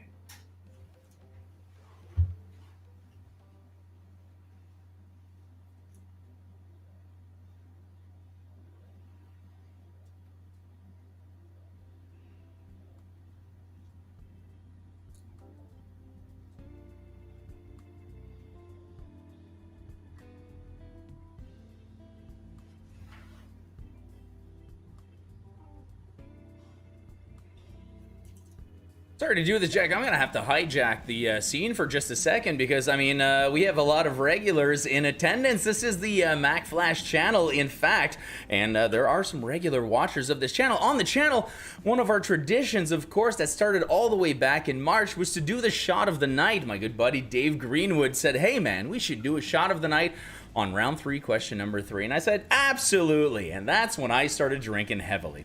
Because well, anyway, point being, the whole idea of it was the fact that we would be able to all, each in our own homes, each in our own separate locales, come together in one act of, you guessed it, conviviality, enjoying life together just like we are right now. I bet you forgot you were just sitting in your living room. You're seeing everybody's answers, everybody's chats. It's great. And so it's even given birth to shot glasses with my face on it, which, I mean, not everyone can say they have those, but you can have one of these if you want. Get in touch with me. All right, everybody, whatever it is you happen to be drinking, whether it's a shot, whether it's whiskey, wheatgrass, water, I don't care if it's alcoholic or not, hoist your glass up into the air. Jack, you have a great cup. I want you to put that cup up as well. Yeah, baby, that's what I'm talking about right there. Cheers, my friend. This one goes to everybody. Thank you. That's what I am talking about. Thank you very much. Thank you all the Mack Flashers being here. And thank you to all the new Mack Flashers that are joining us tonight. Oh, isn't that nice? Jack, let's get back to it with some questions. You're on camera. Read us question number 5, won't you, please? Well, my cup is a lead up to the next question, I guess. In the Ultimate Fighting Championship, which weight class has a maximum weight limit of 185 pounds? In the Ultimate Fighting Championship, which weight class has a maximum weight limit of 185 pounds?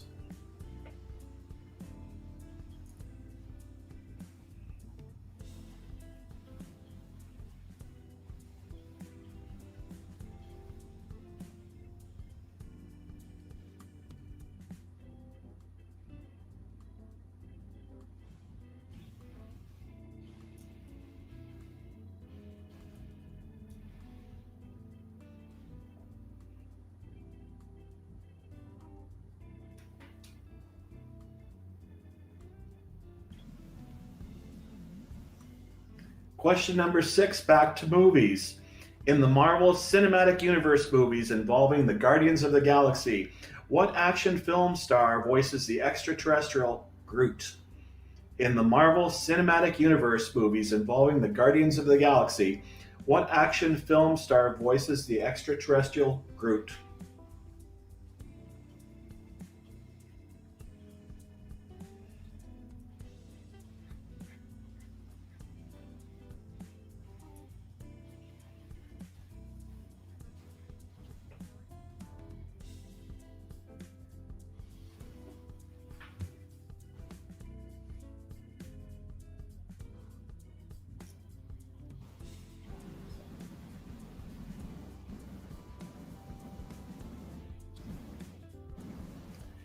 Question number 7, business and industry.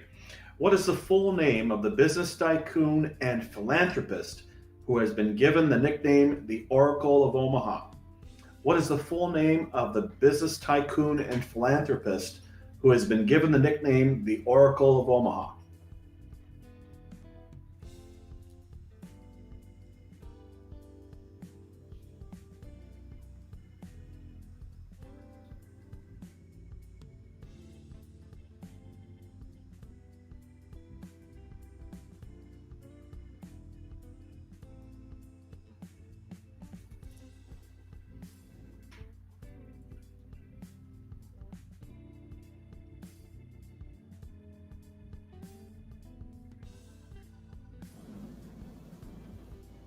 Question number 8, back to sports. In baseball, what position has the nickname the hot corner? In baseball, what position has the nickname the hot corner?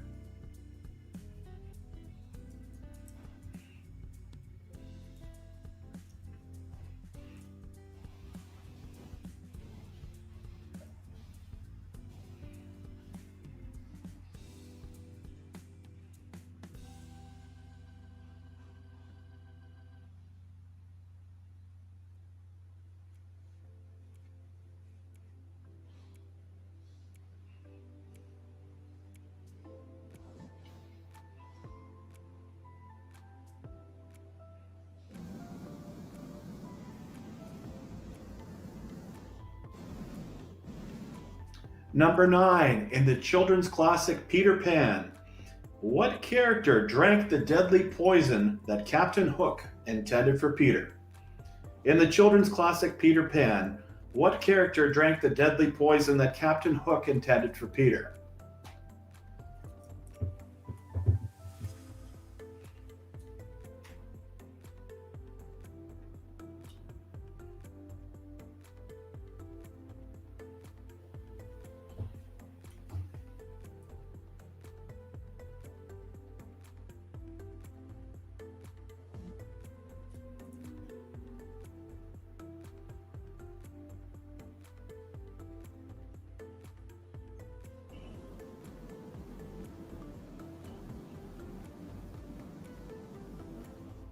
And to wrap up the round, back to television.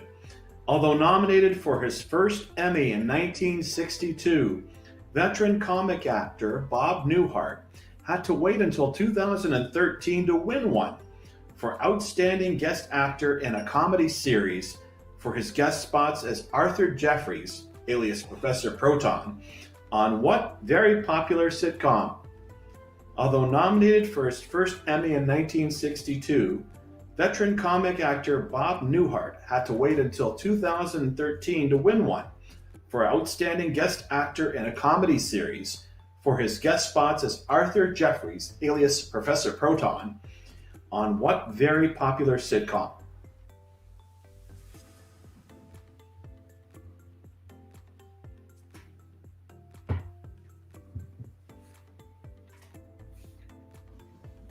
And there we find ourselves at the end of yet another round, round number 5, the first one of this second half. We've got 3 more rounds coming at you, of course. Take this time right now to lock in your answers, whether it's Trivia Rat or pen and paper, because we're coming back with the correct answers in just about 30 seconds.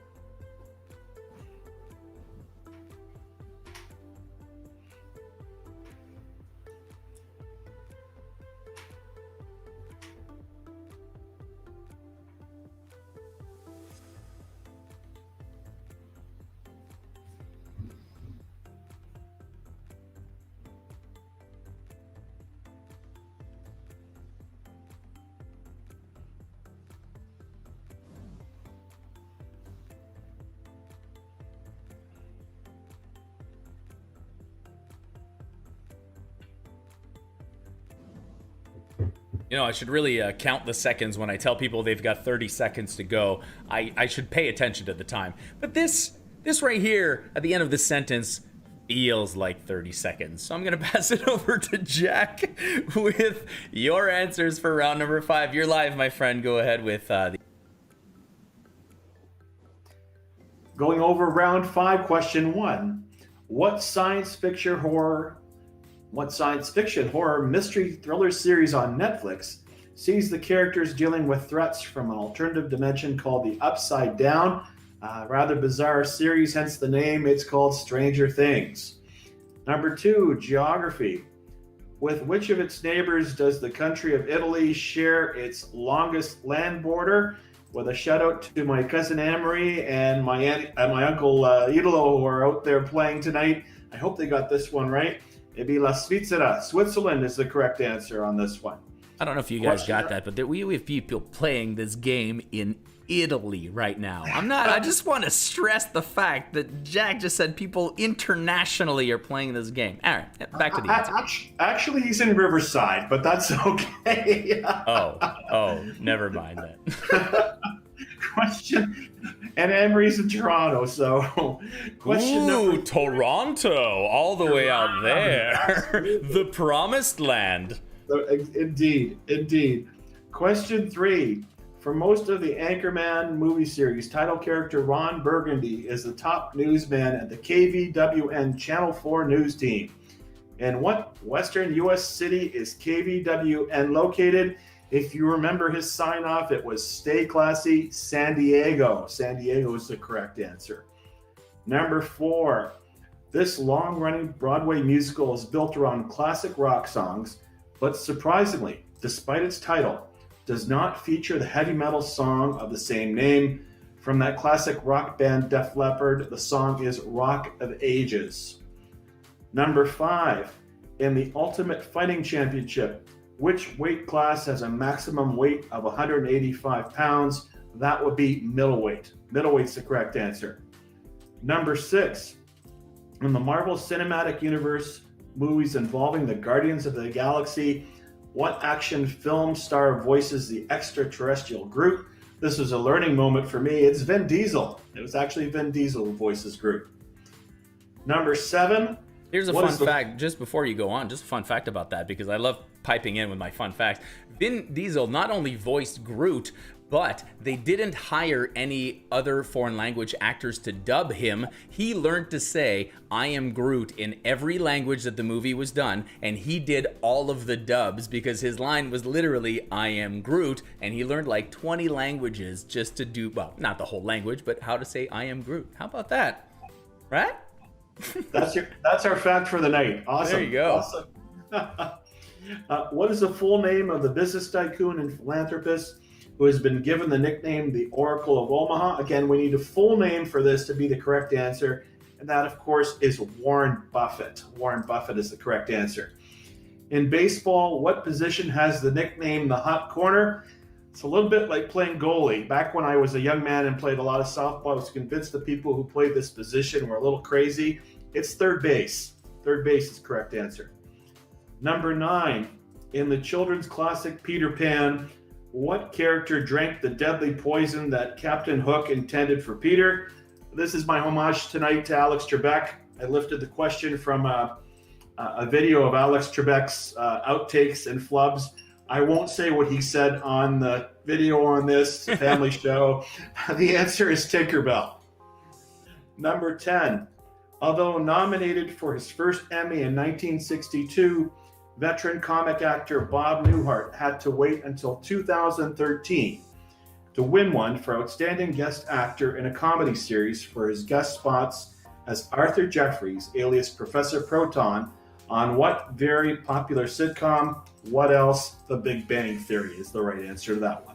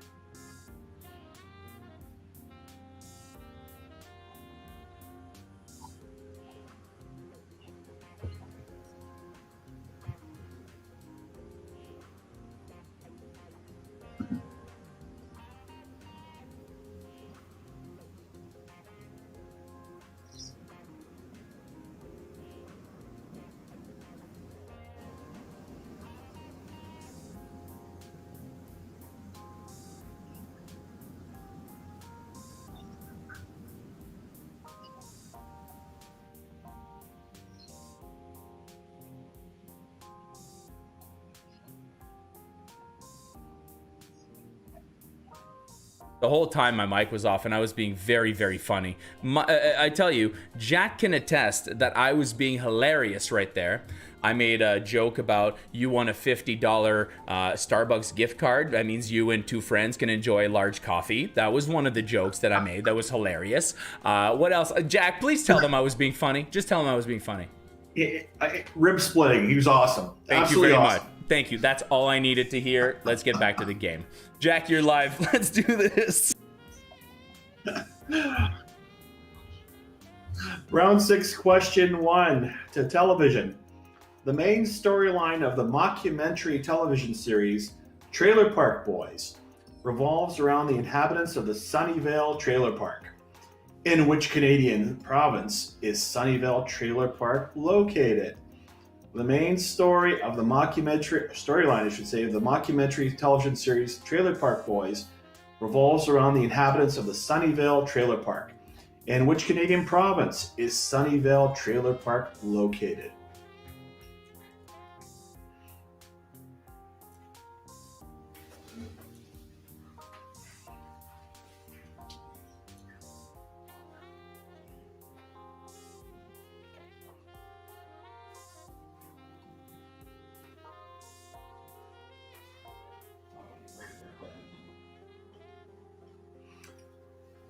Question number 2, back to film.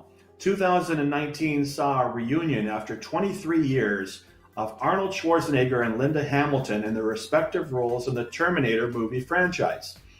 What was the title of this most recent installment of the Terminator movies? 2019 saw a reunion after 23 years of Arnold Schwarzenegger and Linda Hamilton in their respective roles in the Terminator movie franchise. What was the title of this most recent installment of the Terminator movies?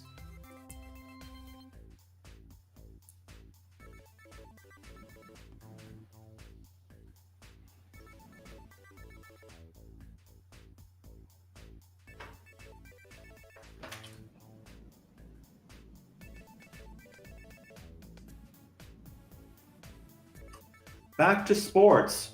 The Claret Jug is the trophy awarded to the winner of which of golf's major championships? The Claret Jug is the trophy awarded to the winner of which of golf's major championships?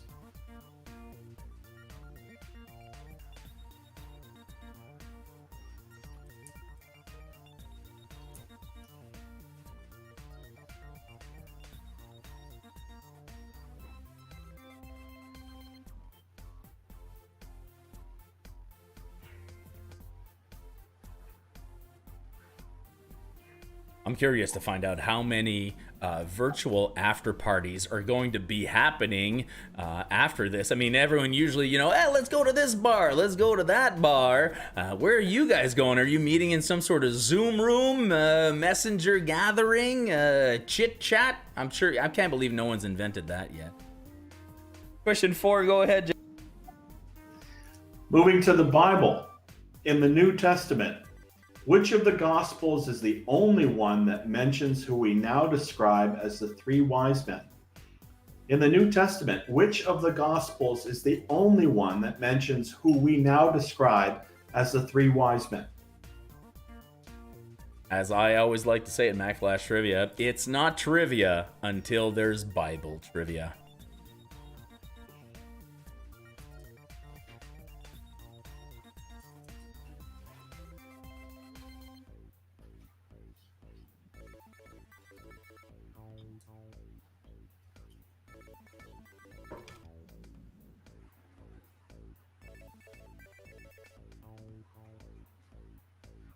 You're on.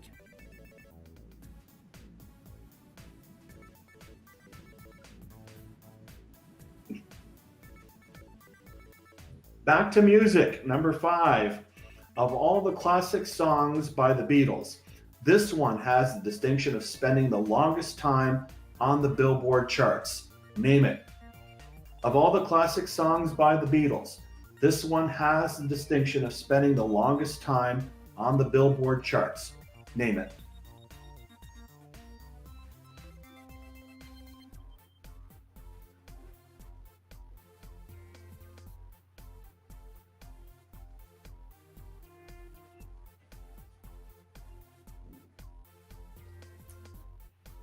I want to send a shout out to Luke Cameron in the chat. You are keeping it alive and fun, and I absolutely adore it. All of you guys in the chat right now who are just keeping it alive and keeping that community going, you're great. Luke, I will see you at Tim Hortons virtually later.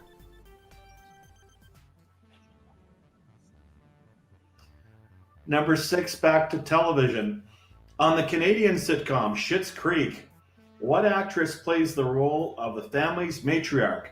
Soap opera star Moira Rose. On the Canadian sitcom Schitt's Creek, what actress plays the role of the family's matriarch? Soap opera star Moira Rose.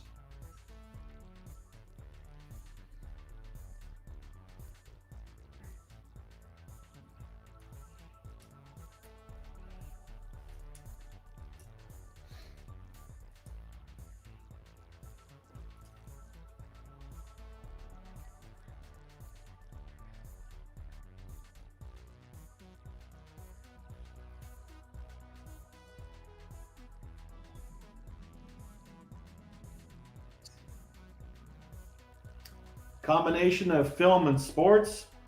What Oscar-winning film focuses on the stars of the British track team at the 1924 Summer Olympics?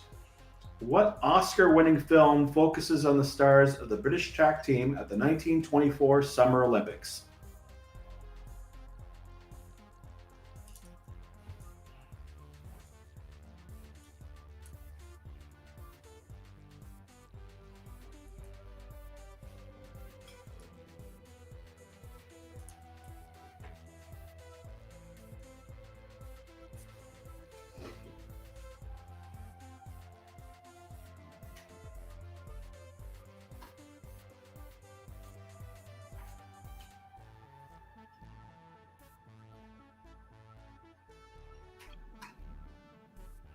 Question 8. Back to music. Her real name, Florian Cloud de Bondial O'Malley Armstrong, hope I got it all, perhaps being a bit too long, this singer took the name of a legendary Carthaginian queen as her stage name. Name her. Her real name, Florian Cloud de Bondial O'Malley Armstrong, perhaps being a bit too long. This singer took the name of a legendary Carthaginian queen as her stage name. Name her. I don't know, man.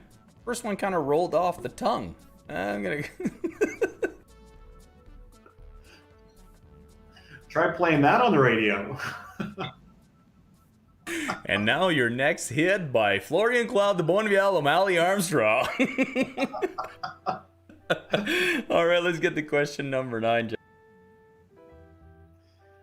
Question number 9, back to sports. Scheduled to begin play for the 2021-22 season, the NHL's newest franchise will be based in the city of Seattle. What is this new team's nickname? Scheduled to begin play for the 2021-22 season, the NHL's newest franchise will be based in the city of Seattle. What is this new team's nickname?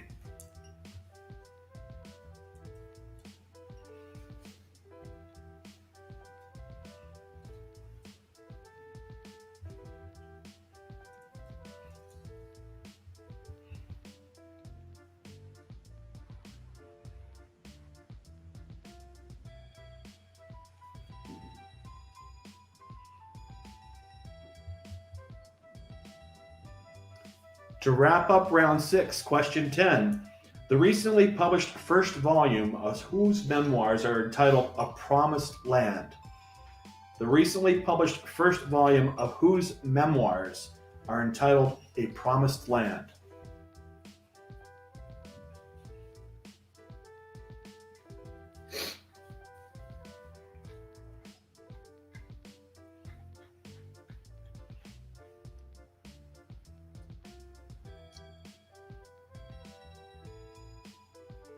I also want to give a shout out to Joan Charette, who just keeps exuding positivity in the chat. Thank you for all of your comments throughout the night. I have noticed them, and I am so glad that you and your team are enjoying tonight's event. That brings us to the end of round number 6. We had question 10 there. This is the time for you to lock in your answers. Whether it's Trivia Rat, whether it's pen and paper, as I always say, you guys get those ready to go, because in about 30 seconds, and I will count this time, we'll get back to you with the answers coming up.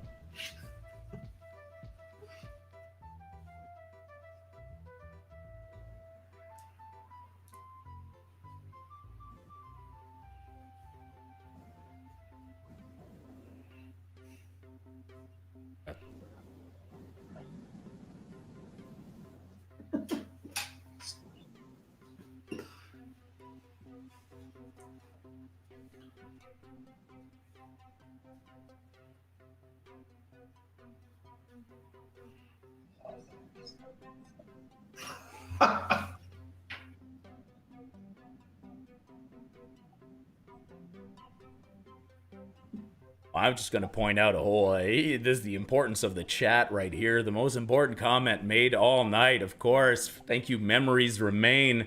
Possibly the greatest team to exist in the history of the Battle of the Brains, of course.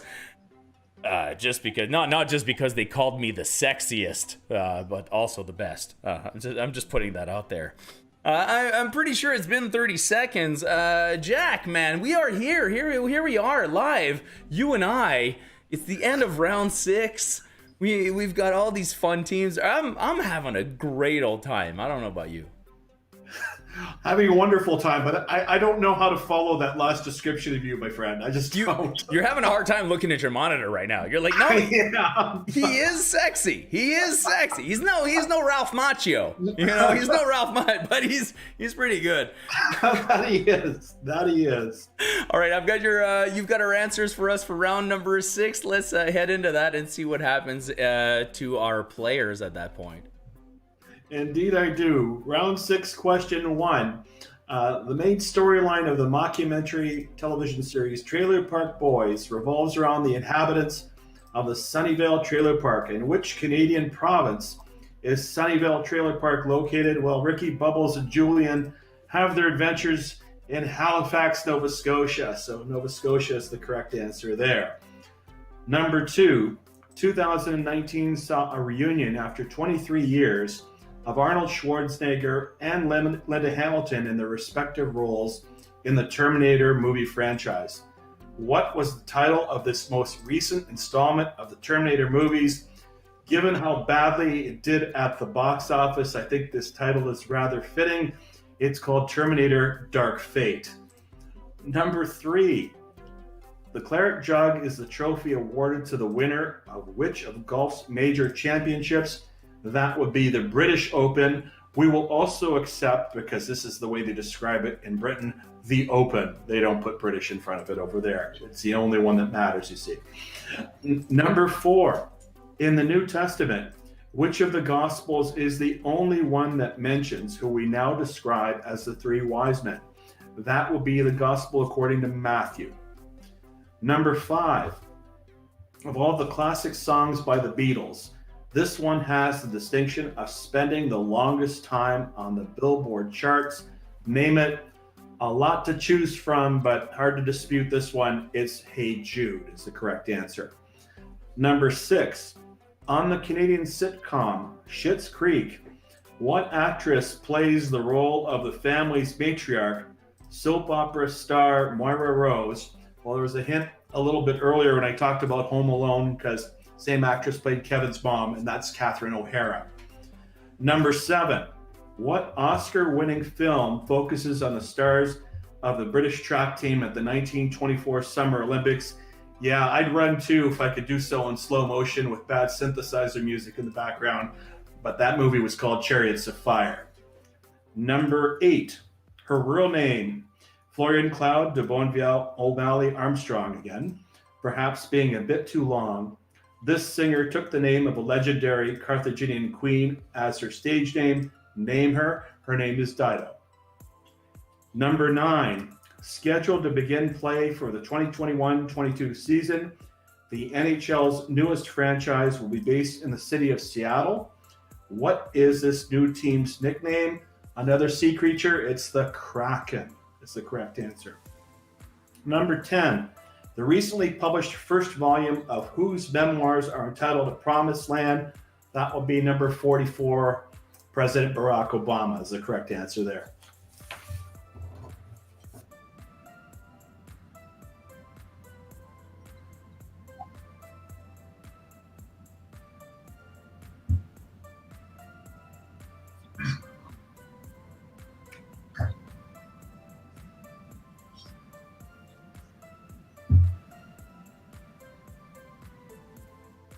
Hello, my name is Jeff Ostro. I'm a partner at Grant Thornton LLP Chartered Accountants. I would like to first thank the Battle of the Brains Committee for pivoting in a very creative way, pulling off this great event for an organization that I care deeply about. I can't quite look out across the hall this year to see my colleagues and hundreds of community leaders that I've interacted with over many years. Thank you for attending and supporting this cause. Pretty much everyone knows someone affected by dementia. I got involved with the organization and spent 15 years as treasurer, but it was a few years after joining the Alzheimer board that our family noticed the signs of early onset in my mother. The society helped with assessment and education and eventually in-home respite, which was much needed to give our family a break a few times per week. When Mom's disease progressed, we were fortunate enough to have enough room at home to care for her, even with 4 kids of her own at home. It was also fortunate that my 4 siblings, and especially my wife Tammy, worked tirelessly together to do their part. We watched as the disease slowly reversed my mother's capacities, remembering, speaking, dressing, writing, eating, and walking. A sad state for a once proud grade school teacher. The contrast of watching my 4 children learn to speak, dress, write, walk, and eat over the same number of years really put that circle of life into perspective. Eventually, she needed 24-hour care and was placed in a nursing home, where over the course of several years, the disease robbed her of her ability to move and eventually to swallow, leading to her passing. The Alzheimer Society was a vital piece to her caregiving over nearly 14 years, and that is why we are here today, honoring their work and raising funds that they need to succeed. Thank you. Yes, thank you very much to Grant Thornton for being one of our sponsors tonight, and thank you to Jeff. I met him a few years ago during one of these events, and he got to speak at one of our events as well, and it's just always great to have great people standing behind the cause for this.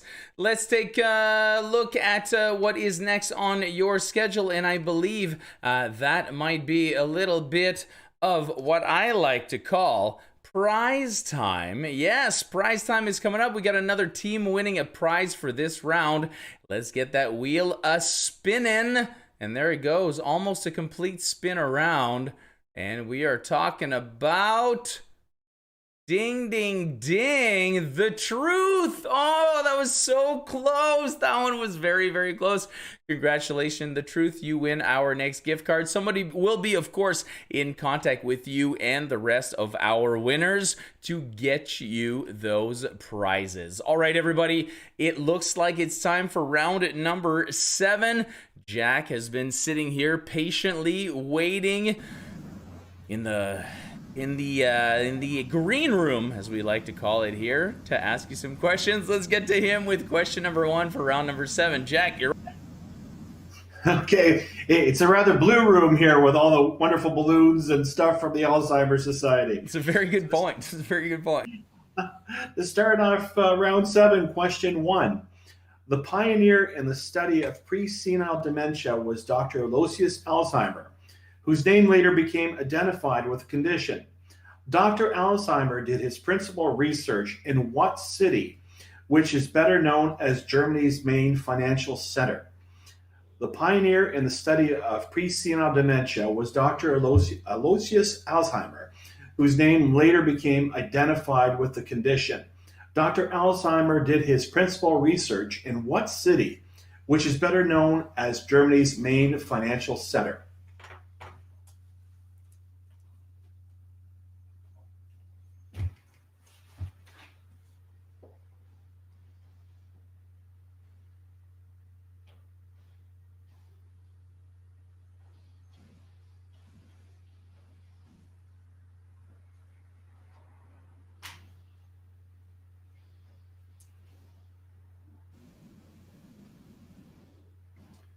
Second question, over to football.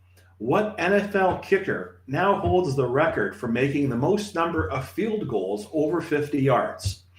What NFL kicker now holds the record for making the most number of field goals over 50 yards?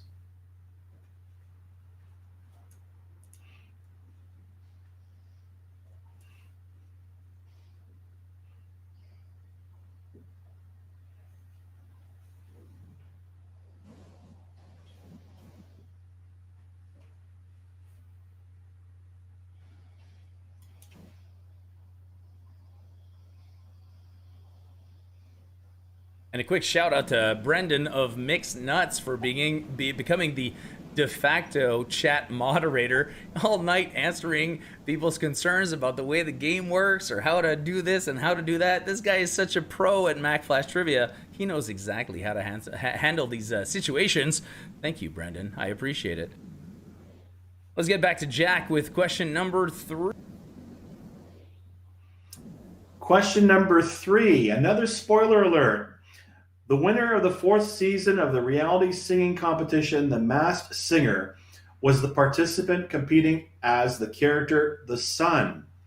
What longtime country and pop singer did The Sun end up being? Another spoiler alert. The winner of the 4th season of the reality singing competition, The Masked Singer, was the participant competing as the character The Sun. What longtime country and pop singer did The Sun end up being?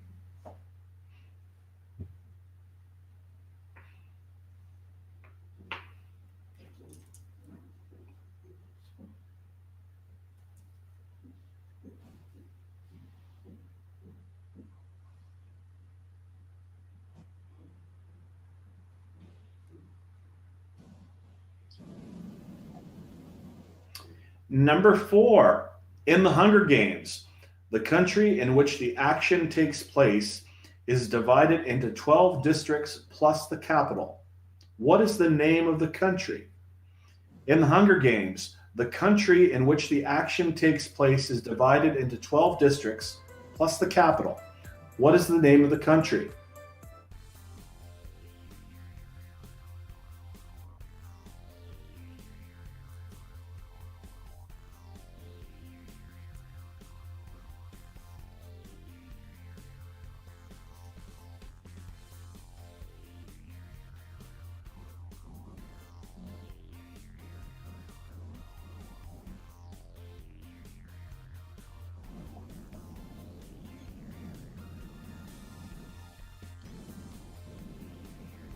Next question, back to television. Although she has trouble getting his name right due to the way he speaks, which of the characters on South Park has a girlfriend named Kelly? Although she has trouble getting his name right due to the way he speaks, which of the characters on South Park has a girlfriend named Kelly?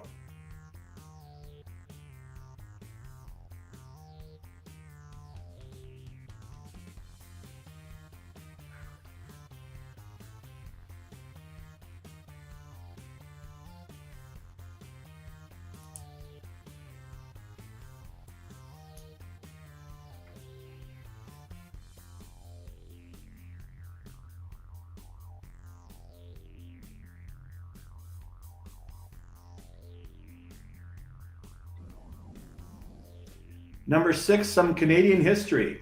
In 1991, Rita Johnson became the first woman premier of a Canadian province. Of what province did she become premier? In 1991, Rita Johnson became the first woman premier of a Canadian province. Of what province did she become premier?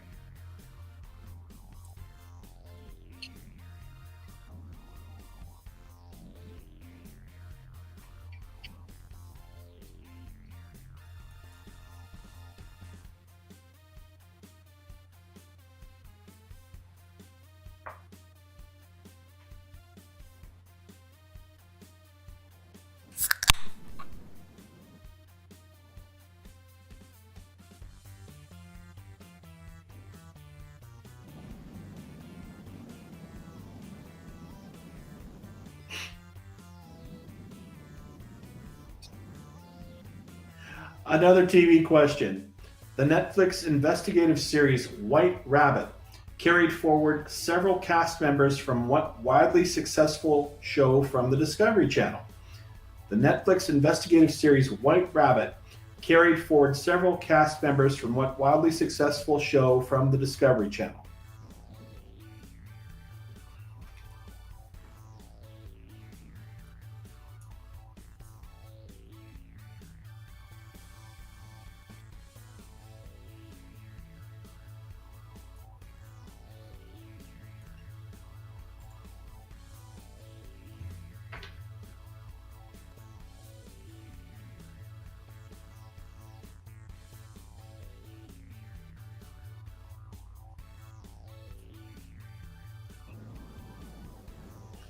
Number 8, back to movies.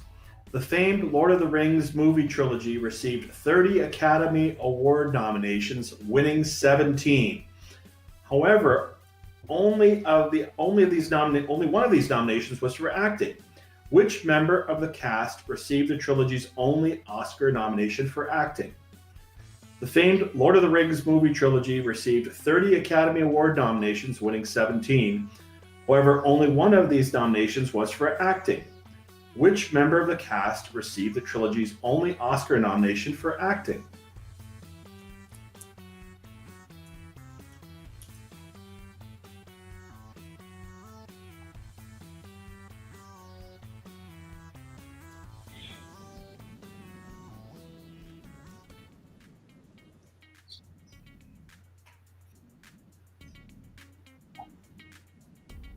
Back to music. We all know about Taylor Swift's habit of writing songs about ex-boyfriends. Which actor and star of the movie Jarhead was the target of We Are Never Ever Getting Back Together? We all know about Taylor Swift's habit of writing songs about ex-boyfriends. What actor and star of the movie Jarhead was the target of We Are Never Ever Getting Back Together?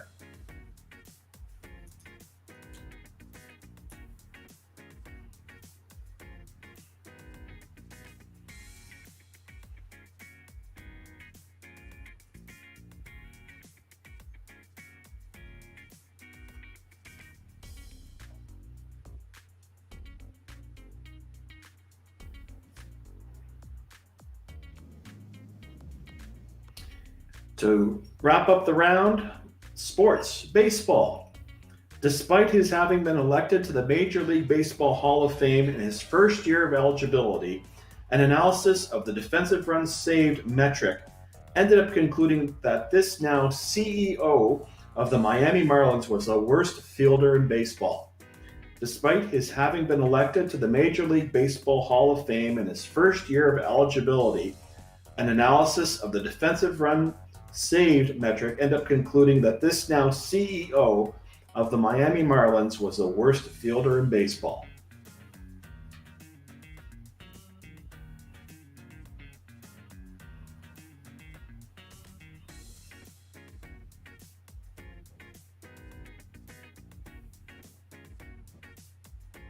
And just like that, we find ourselves at the end of round number 7, our second last one of the night. I know you're saying already?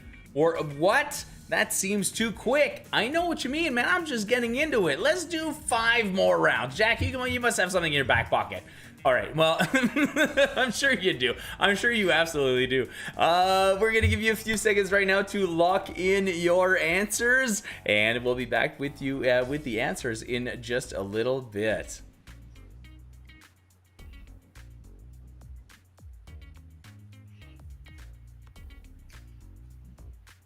People are congratulating me for having my microphone on during that entire announcement and say I should probably celebrate with a shot, which I think would undo all of the good work we just did. So we're gonna hold on that. Maybe we finish off the night with a shot. I would be down with that. I think upon question 10 of round 8, we should finalize it with a final shot of the night. 2 shots of the night. Can you believe it? Yes, it is. Look at these chat. You get all the chat people right now who are chirping me right now. It's great. It's like, oh, the mic's on. Congrats. Hey, it's nice to hear you. Hey, good job, Francois. We heard you this time. Yeah, I'm hearing you loud and clear, everybody. And I know. Hey, it's one of those. I'm okay with it. You know, they say, accept your shortcomings. Yeah, and there it is. That's my shortcoming. You know who doesn't have any shortcomings? Jack Ramieri, the host. How about the host of Metal? Wow. He's like, no, that's too much pressure. It's too much pressure. It's my man Jack, everybody. If you could just virtually give this man right over here, I'm pointing at him, he's on the screen. Smile as big as you can because everyone is clapping for you right now, Jack. This man right here, he started it. I was with the committee and I was trying to think about, I was like, how long have I been with this show? And they're like, everyone except one, Francois. And I was like, oh my God, I can't believe it's been that long. I found a folder on my computer that goes back to 2014 entitled Battle of the Brains. So, Jack, I want to thank you for putting this on every year. It's big, it's important, it's great, it's a lot of fun, and you've got a great thing going here. And I'm just really happy to be a part of it. Thank you. Francois, it's my pleasure. And I say to everyone that this event would never have become as big as it has over the years without you. So back at you, my friend. Thank you. We got a great thing. And let's mention Peggy, who's not on camera right now, because Peggy, of course, the heart of the whole Alzheimer's Society, you know, the thing that puts it all together. Thank you to Peggy Winch, of course, and the entire team at the Alzheimer's Society. Thank you very much. Let's get to the answers to round number 7, because this is what the people are looking for at this point. Let's do this. Jack, you're on. Round 7, question 1. The pioneer in the study of pre-senile dementia was Dr. Aloysius Alzheimer, whose name later became identified with the condition. Dr. Alzheimer did his principal research in what city, which is better known as Germany's main financial center? In fact, his nickname is Bankfurt, but the correct answer is Frankfurt on that one. Number 2, football. What NFL kicker now holds the record for making the most number of field goals over 50 yards? That's the Detroit Lions' own Matt Prater. Hopefully we keep him for the rebuild. Question number 3. Another spoiler alert. The winner of the 4th season of the reality singing competition, The Masked Singer, was the participant competing as the character The Sun. What longtime country and pop singer did The Sun end up being? Like her old song goes, can't fight the moonlight. It was Leanne Rimes hiding under that mask. Number 4, in the Hunger Games, the country in which the action takes place is divided into 12 districts plus the capital. What is the name of the country? Yet another dystopian view of the future of the United States. That is Panem. Number 5, although she has trouble getting his name right due to the way he speaks, which of the characters on South Park has a girlfriend named Kelly? Maybe it's complicated that he gets wiped out in most episodes. That would be Kenny. Number 6, in 1991, Rita Johnson became the first woman premier of Canadian province. Of what province did she become premier? That is British Columbia. Number 7, the Netflix investigative series White Rabbit carried forward several cast members from what wildly successful show from the Discovery Channel. I thought Adam and Jamie were fantastic on this show. It's called Mythbusters. Number 8, the famed Lord of the Rings movie trilogy received 30 Academy Award nominations, winning 17. However, only one of these nominations was for acting. Which member of the cast received the trilogy's only Oscar nomination for acting? I was disappointed that he won the Screen Actors Guild Award for Best Supporting Actor for Fellowship. Did not win the Oscar. The man who played Gandalf, that's Sir Ian McKellen.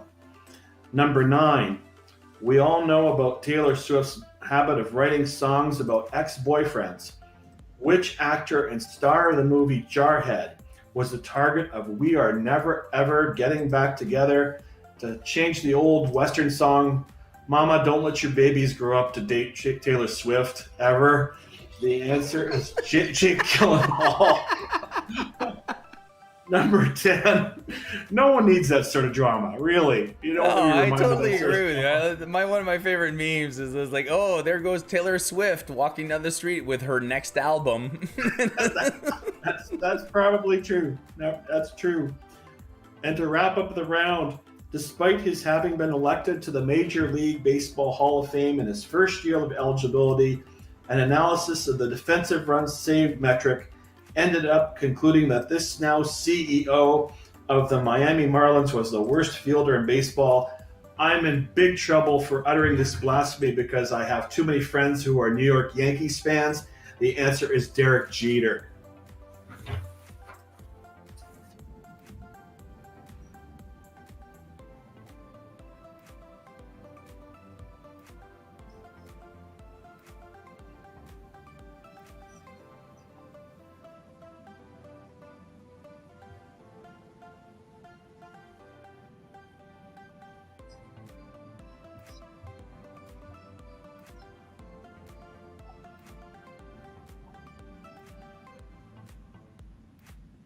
we forget to turn on our mics, and that's what we do. We forget to turn on the mics, and then we turn on the mics, and then we repeat everything we said.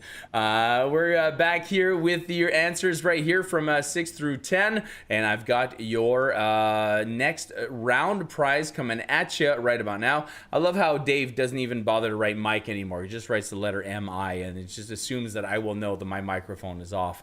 We are back. Isaac is having a blast right now, loving how I am very green at this, and I'm loving that I'm entertaining all of you in any sort of way possible.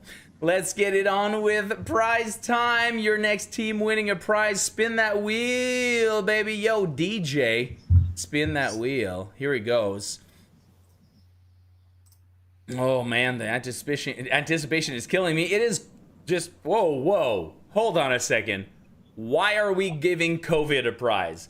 COVID deserves 0 prizes from us. COVID took, no. Whoever decided to name your team COVID, just in case you won something tonight, congratulations. You worked. Your joke worked. Congratulations, Team COVID. You have won your next prize, and that will be sent to you very, very soon. Guys, we are heading into our final round number 8 for this Battle of the Brains. No dilly-dallying right here. Let's get right back to Jack with your questions. Here we go. It goes a little something like this. Jack, hit us up with question number 1. Question number 1, we'll start with television. The epic HBO miniseries Band of Brothers focused on the World War II exploits of Easy Company, a group of soldiers in what famed military unit?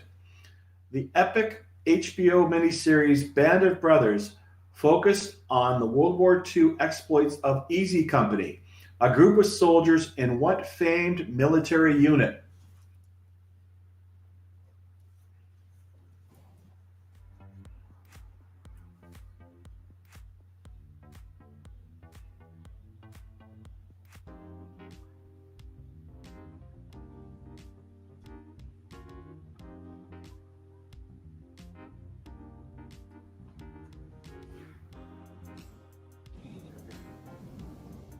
Question 2 is geography.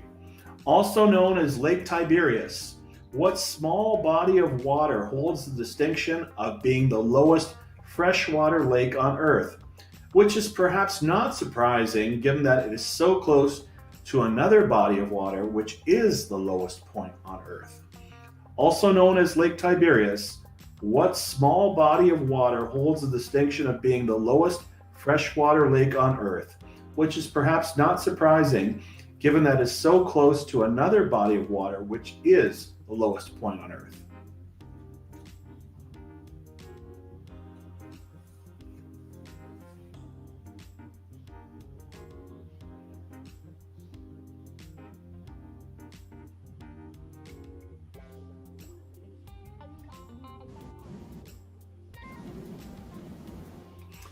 Question number 3. Among the many dark events that took place in 2020 was the tragic helicopter crash which caused the death of NBA great Kobe Bryant, his daughter Gianna, and 7 others. During his NBA career, Kobe wore which 2 uniform numbers? Among the many dark events that took place in 2020 was the tragic helicopter crash which caused the death of NBA great Kobe Bryant, his daughter Gianna, and 7 others. During his NBA career, Kobe wore which 2 uniform numbers? You must get them both for the point to be awarded.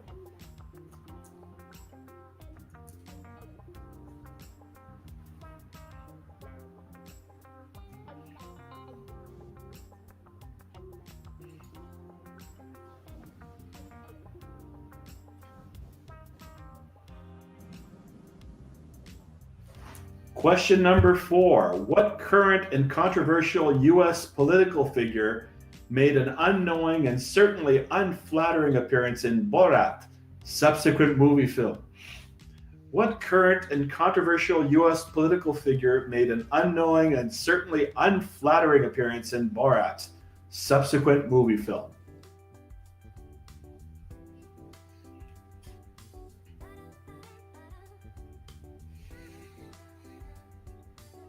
I love that you put this question.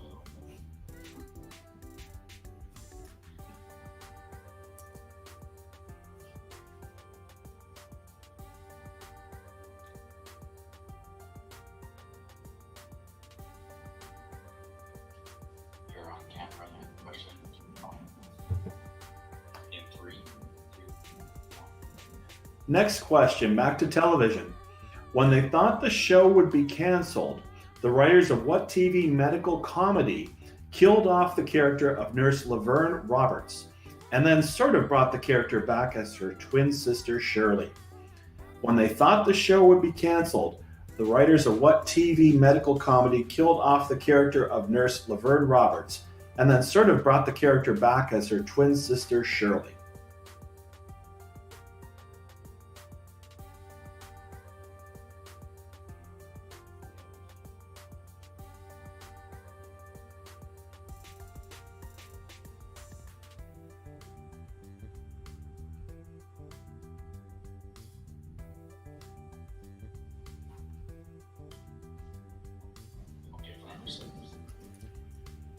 Moving back to football.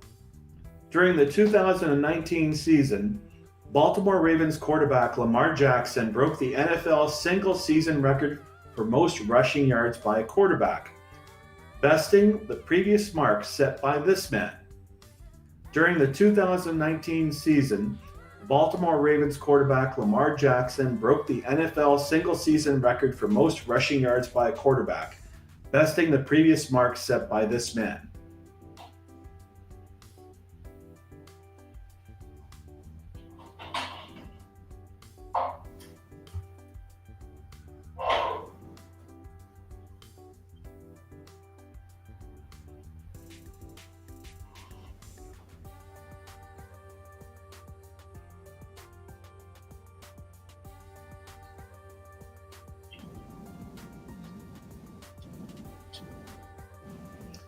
Number 7, a little more Canadiana.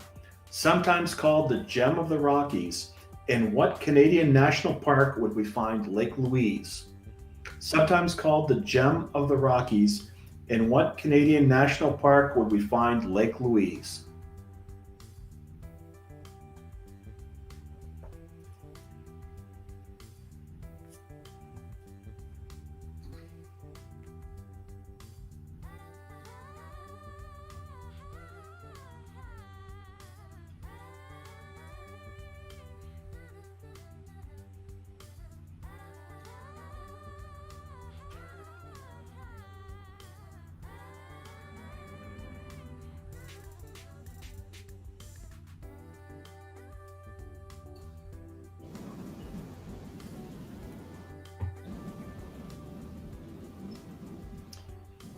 Question 8, moving back to music. Leaving its frontman aside for the moment, what famous grunge rock band had Mike McCready on lead guitar, Stone Gossard on rhythm guitar, and Jeff Ament playing bass? Leaving its frontman aside for the moment, what famous grunge rock band had Mike McCready on lead guitar, Stone Gossard on rhythm guitar, and Jeff Ament playing bass?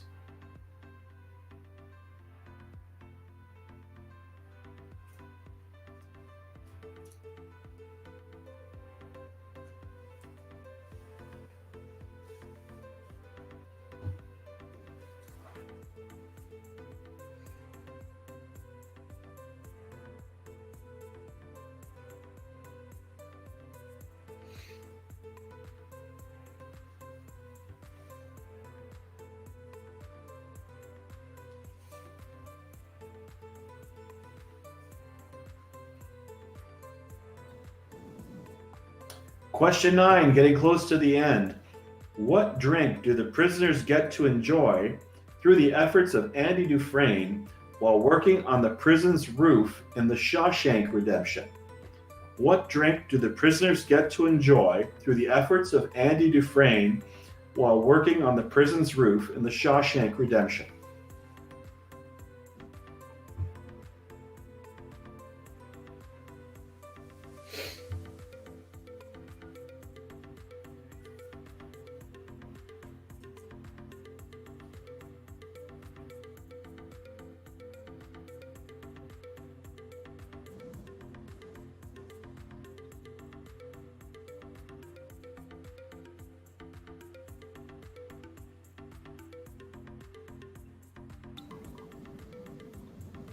Last question of the night. After spending nearly a decade dissing contestants for their lack of talent on American Idol, Simon Cowell left the show to become a judge on the U.S. edition of what other talent competition show?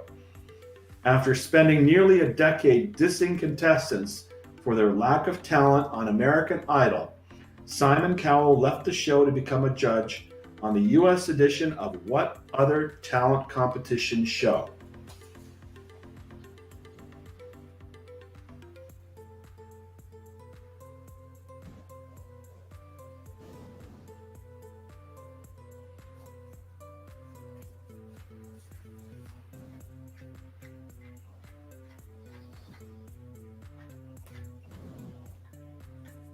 And there you have it, my friends. That is the last question of round number 8, which means it is the last question of the night for this Battle of the Brains 2021. The virtual edition, of course. We will be back next year with a full-on live edition. In the meantime, check in your answers right now. Make sure you've got them right, because Jack's got the correct answers coming in just about 30 seconds. Did I promise a shot? It does sound like I did. I think if I remember correctly, I did promise a shot. Jim always wanted to make sure to remind me of my promises. Well, I gotta say, this is a perfect time because, you know, some of you are checking your answers, some of you are doing other stuff. I'm gonna take this time to do a second shot of the night. Why not? It's all about the conviviality. That's what it is. You know what I'm talking about, Jack. Jack, you gotta be up here with me. You know what I mean? Not much of a booze drinker yourself, but you know, we counteract each other. I think that's what it is. You're the yin to my yang, my friend. The yin to the yang. Way to bring philosophy into it. That just legitimizes my argument. I love it. Well, my friend, this one is for you. We had a great night, I think so. At the end of round 8 right now, I think it's safe to say we can do a shot and say congratulations on a great night. You still got your answers to go through, so I'm going to drink this myself. You have some of your Cobra Kai. Cheers to everybody who showed up tonight.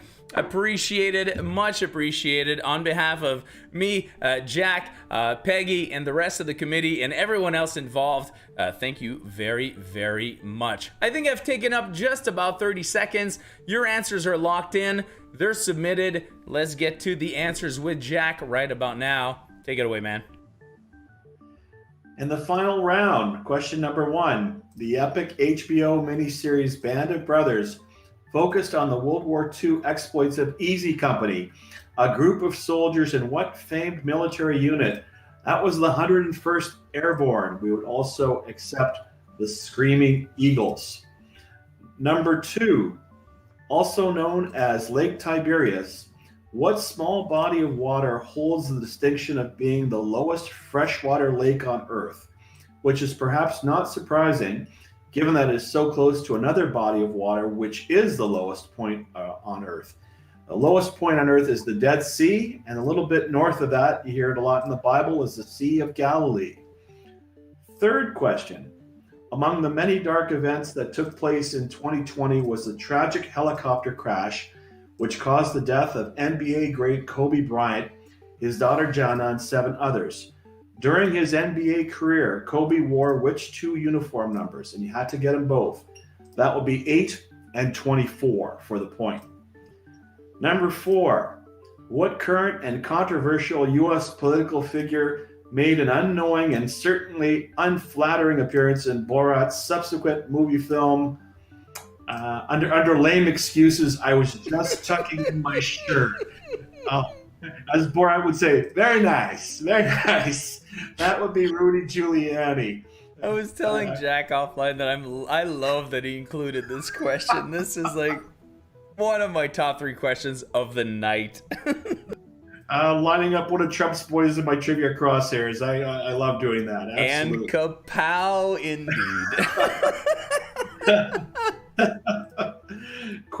Question number 5. When they thought the show would be canceled, The writers of what TV medical comedy killed off the character of Nurse Laverne Roberts and then sort of brought the character back as her twin sister Shirley? That would be Scrubs. Number 6, during the 2019 season, Baltimore Ravens quarterback Lamar Jackson broke the NFL single-season record for most rushing yards by a quarterback, besting the previous mark set by this man, another guy who made some very bad life choices or career choices. That would be Michael Vick. Number 7, sometimes called the Gem of the Rockies, in what Canadian national park would we find Lake Louise? That's, of course, in Banff National Park. Beautiful place. Number 8, leaving its frontman aside for the moment, what famous grunge rock band had Mike McCready on lead guitar, Stone Gossard on rhythm guitar, and Jeff Ament playing bass? And if I added that the lead man was, or lead singer was Eddie Vedder, that would be a giveaway. That, of course, is Pearl Jam. Number 9, what drink do the prisoners get to enjoy through the efforts of Andy Dufresne while working on the prison's roof in the Shawshank Redemption? Marvelous scene, going from being in danger of being thrown off the roof by the head guard to the guy bringing them beer. That is the correct answer. Bought him a bucket of suds. And the last question, after spending nearly a decade dissing contestants for their lack of talent on American Idol, Simon Cowell left the show to become a judge on the U.S. edition of what other talent competition show? That is the X Factor. The last answer of the night.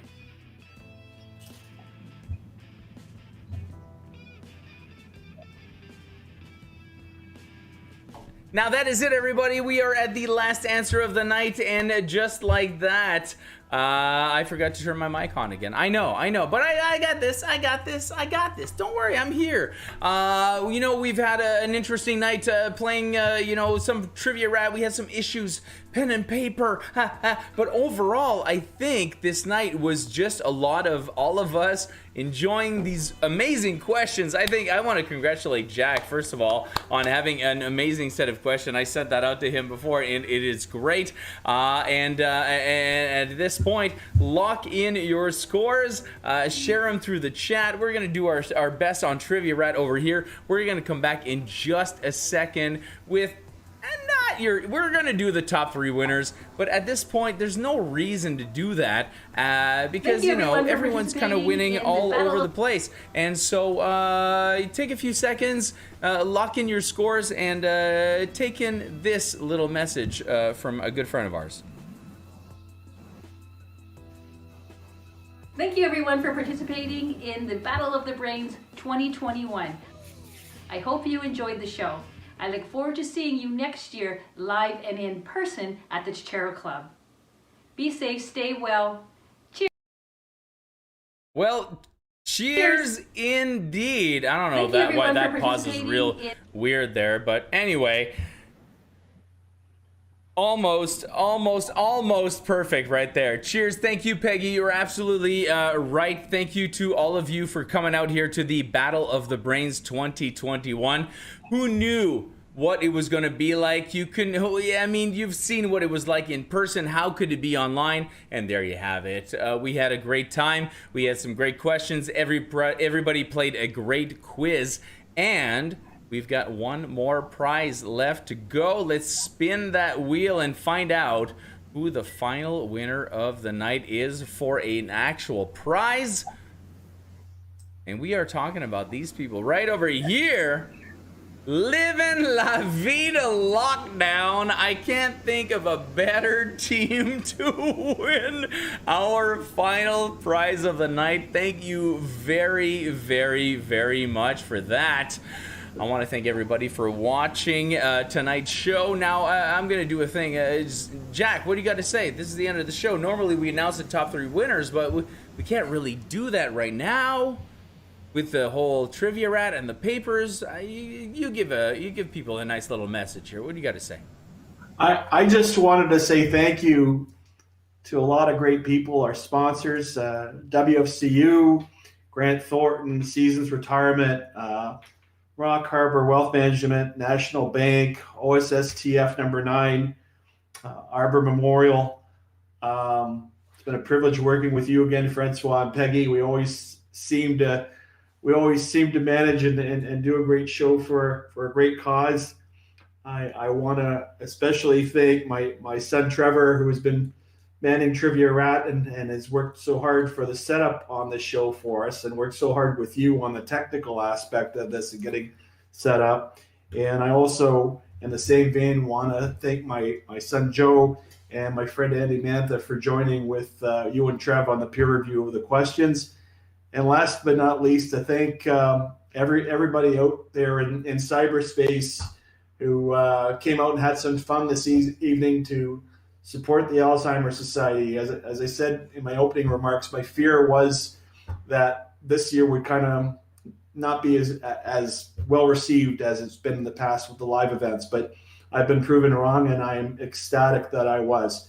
So please, please circle Friday, January 21st next year in your social calendars. Pandemic be gone.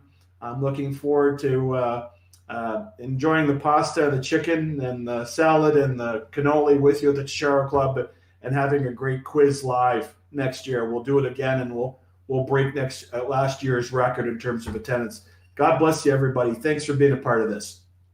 Thank you very much, Jack. Thanks a lot for putting this on once again. And this should have been, for everyone who doesn't know, this should have been the 10th edition, and it is in effect, but not officially. I think we're keeping Battle of the Brains X for next year. But I want to thank everybody for making this a success. To echo Jack's comments, when we started this thing, we're like, well, who knows how many people are going to join in. Maybe we'll get a few teams and, we'll have a fun night. This has been mind-blowing to us all to see how many people have registered, bought tickets, bought merch, made donations, and actually watched and played the show. Stuck around after some of our technical difficulties, and still you are here. So that is a testament to your awesomeness. I'm talking to all of the teams here tonight. We're not going to announce the top 3 winner because you know what? Everyone's been playing in the chat. Everyone's been playing in Trivia Rat. You've got the results on your screens. So I'm going to sign you off right now as I normally do. My name is Francois. This guy over here right next to me, that's Jack right there. That's my good friend Jack. We got Peggy in the background, and on behalf of Mack Flash, on behalf of the Alzheimer Society of Windsor-Essex County especially, we want to say thank you very much. You guys have a great night, and we will see you next time at the Battle of the Brains 2022. Thank you very much, everybody. Have a great night.